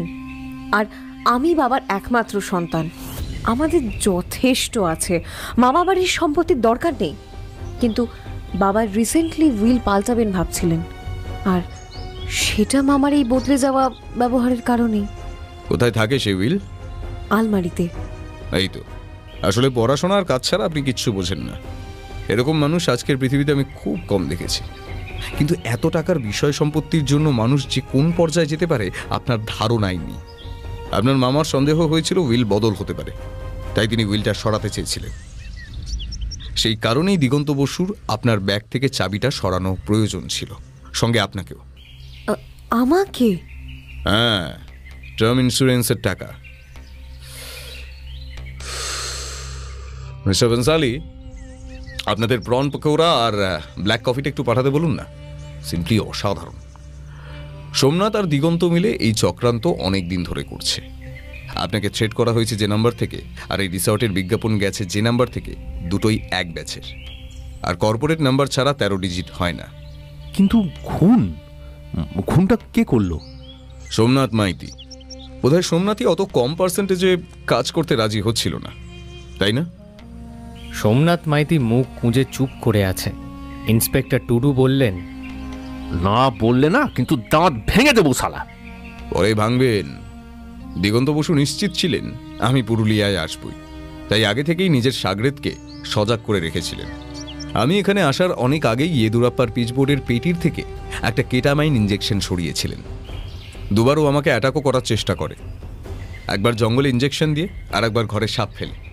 আর এই দুইবারই ফাঁসাতে চান মিস ভাদুরীকে, একবার ইনসুলিনের সিরিঞ্জ ফেলে আর একবার ওই ক্রক্স জুতো। সুচন্দ্রা দেবী আশ্চর্য হয়ে মাথা নাড়ছেন। আপনি কিন্তু আমায় আরও দুটো কথা চেপে গেছেন মিস ভাদুরী। মনে আছে আপনাকে আমি জিজ্ঞেস করেছিলাম এই সব কিছু ছাড়াও গত 2 দিনে আপনার সঙ্গে কোনো অস্বাভাবিক কিছু ঘটেছে কিনা? হ্যাঁ, কিন্তু আমি তো সেরকম কিছু। গত 2 দিন যে জুতো খুঁজে না পেয়ে আপনি ঘরের জুতো পরে বেরিয়ে গিয়েছিলেন সেটা তো আমায় বলেননি। না মানে এটা খুব বলার মতো বিষয় বলে আমার মনে হয়নি। বলার দরকারও অবশ্য ছিল না, আমি বুঝেই গিয়েছিলাম দোতলায় এসে বন্ধ দরজার বাইরে জুতোটা দেখে, আর রিসর্টে ঢোকার সময় আপনার পায়ে ঘরের হাওয়াই চপ্পল দেখে। প্রন পকোড়া আর কফি এসেছে। আয়েশ করে একটা পকোড়া তুলে তাতে কামড় বসিয়ে লেটুসদা বলল, সেদিন যখন আপনাদের সঙ্গে ডাইনিংয়ে কথা বলছিলাম, সোমনাথ তখনই শুনে নেয় আপনি আপনার মামাকে পছন্দ করেন না, আর তাই খুনের দায়টা আপনার ঘাড়ে চাপানোর মতলব ওর মাথায় আসে। খুনটা করেই ও বুঝতে পারে ভয়ানক ভুল করে ফেলেছে, কারণ দিগন্ত না থাকলে ও কিছুই পাবে না। শুধু শুধু ঝামেলার বসে মাথা গরমে ব্যাপারটা হয়ে গিয়েছে, তাই তখন থেকে দায়টা ঝেড়ে ফেলার মানে অন্যের ঘাড়ে চাপানোর চেষ্টা করতে থাকে, আর শেষমেশ ধরাও পড়লো সেটা করতে এসেই। সেটা কিরকম? কলকাতা থেকে ভাবুন, পুরুলিয়ার মাথাবুরু রিসর্টে কাজ করে সোমনাথ। জানা গেল সেখানে বাঘ বেরিয়েছে। দিগন্ত বসু জানতেন সুচন্দ্রা নিজের কাজের জন্যই এখানেই আসবেন, তাই বাদবাকি ছকটা সেইভাবে সাজিয়ে ফেলেন। কিন্তু দিগন্তকে খুন করাটা সোমনাথের সব থেকে বড় ভুল। খুন করেই তার টনক নড়ে, অথচ দিগন্তর চুরি করা চাবি তখন ওর হাতে। যতই পলকা হোক, তবু ওর মনে ধারণা হয়েছিল আমার মনে সুচন্দ্রা দেবীকে নিয়ে প্রশ্ন তৈরি হয়েছে। এখন যদি চাবিটাও সুচন্দ্রার ব্যাগে খুঁজে পাওয়া যায়, তাহলে পুলিশ অবধারিতভাবেই সুচন্দ্রাকেই গ্রেপ্তার করবে, কারণ গতকালও তিনি আমাকেই বলেছেন চাবি তিনি পাননি। ঘরে উপস্থিত সুব্রত নন্দী, অনিন্দ জানা আর পীযূষ শর্মা এতক্ষণে বিরক্ত হয়ে উঠলেন। সত্যি এই খুনের সঙ্গে তো তাদের তেমন কোনো সম্পর্ক নেই। লেটুসদা বলল, ছদ্মবেশ ওকে নিতেই হতো, কিন্তু ফেরত দিতে এসে ধরা পড়ে যাওয়াটা বিরক্তিকর, তাই না সোমনাথবাবু? বেশ, তাহলে একে আমরা হেফাজতে নিচ্ছি, আর বাদবাকিরা? দাঁড়ান, কেস এখনো শেষ হয়নি। লেটুসদার এই কথায় সবাই উঠতে গিয়েও থমকে বসে গেলেন।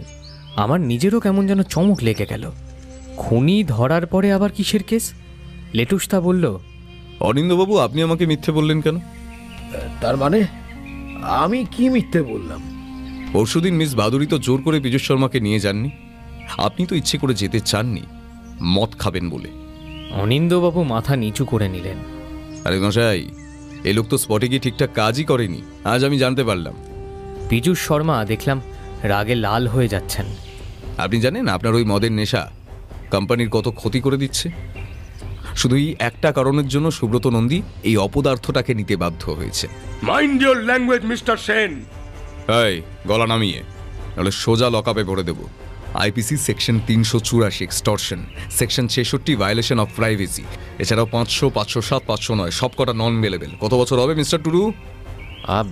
কম করে 7 বছর। হোয়াটসঅ্যাপে অন্তরঙ্গ ছবি দেখিয়ে ব্ল্যাকমেল করেছেন আপনি?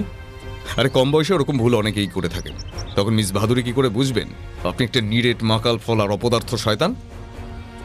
এতক্ষণে মাথা নিচু করলেন পীযূষ শর্মা। সুচন্দ্রা দেবী দেখলাম মুচকি হাসছেন। বুঝতে পারলাম গতকাল ওর ফোন নিয়ে 10 মিনিট ধরে লেটুসদা কি এত দেখছিল। আপনার পাঠানো প্রতিটা মেসেজের স্ক্রিনশট এখন আমার ফোনে আছে। আগামীকাল সকালের মধ্যে পুরুলিয়া থেকে আর তারপর সুচন্দ্রা ভাদুরীর জীবন থেকে বিদায় না হলে এবার মেসেজগুলো পুলিশের কাছে যাবে। পীযূষ শর্মা মাথা নিচু করে বসে রইলেন। আর সুব্রতবাবু, আপনাকেও বলি, রেকমেন্ডেশন থাকলেই যাকে তাকে নিয়ে নেবেন না। ভাবুন তো, পরশু দিনই যদি বাঘটা ধরা পড়তো, আপনারা কি ধরনের লস করতেন? এ তো কাজটা করতেই চায় না, মেরুদণ্ডহীন অপদার্থ একটা। কি করব বলুন, সুচি আমার কাছে নিজের মেয়ের থেকেও বড়, নিউজ টিভির ব্যাকবোন। ও বললে আমি কি আর না করতে পারি বলুন? কিন্তু বিশ্বাস করুন, আমরা এসব কিচ্ছু জানতাম না, জানলে। বাদবাকি কথা শেষ করলেন না সুব্রত নন্দী। কথা শেষ হয়ে গেল। আমরা সবাই যে যার ঘরে ফিরে এলাম। পুলিশ চলে গেল, তবে অবশ্যই সোমনাথ মাইতিকে সঙ্গে নিয়ে।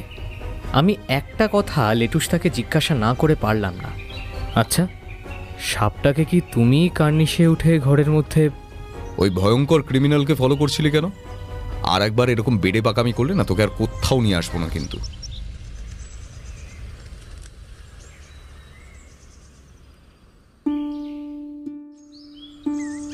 পরের দিন ভোরের সূর্য ওঠার আগেই আমরা মাথা পাহাড়ে পৌঁছে গেলাম। আমার আর কোনো ইচ্ছা নেই লেটুসদাকে হারানোর, চূড়াতে ওকেই মানায়। ওই যে লাল পাহাড়ের চূড়ায় রোদের প্রথম কিরণের সঙ্গে দাঁড়িয়ে আছে আমার লেটুসদা। আমি আর কেষ্টদা অনেকটা নিচে দাঁড়িয়ে। আমাদের পাশে এসে আরেকজন দাঁড়ালেন, সুচন্দ্রাদি। হ্যাঁ, গতকাল থেকে তাকে আমি এই নামেই ডাকছি। তিনি অনুমতি দিয়েছেন।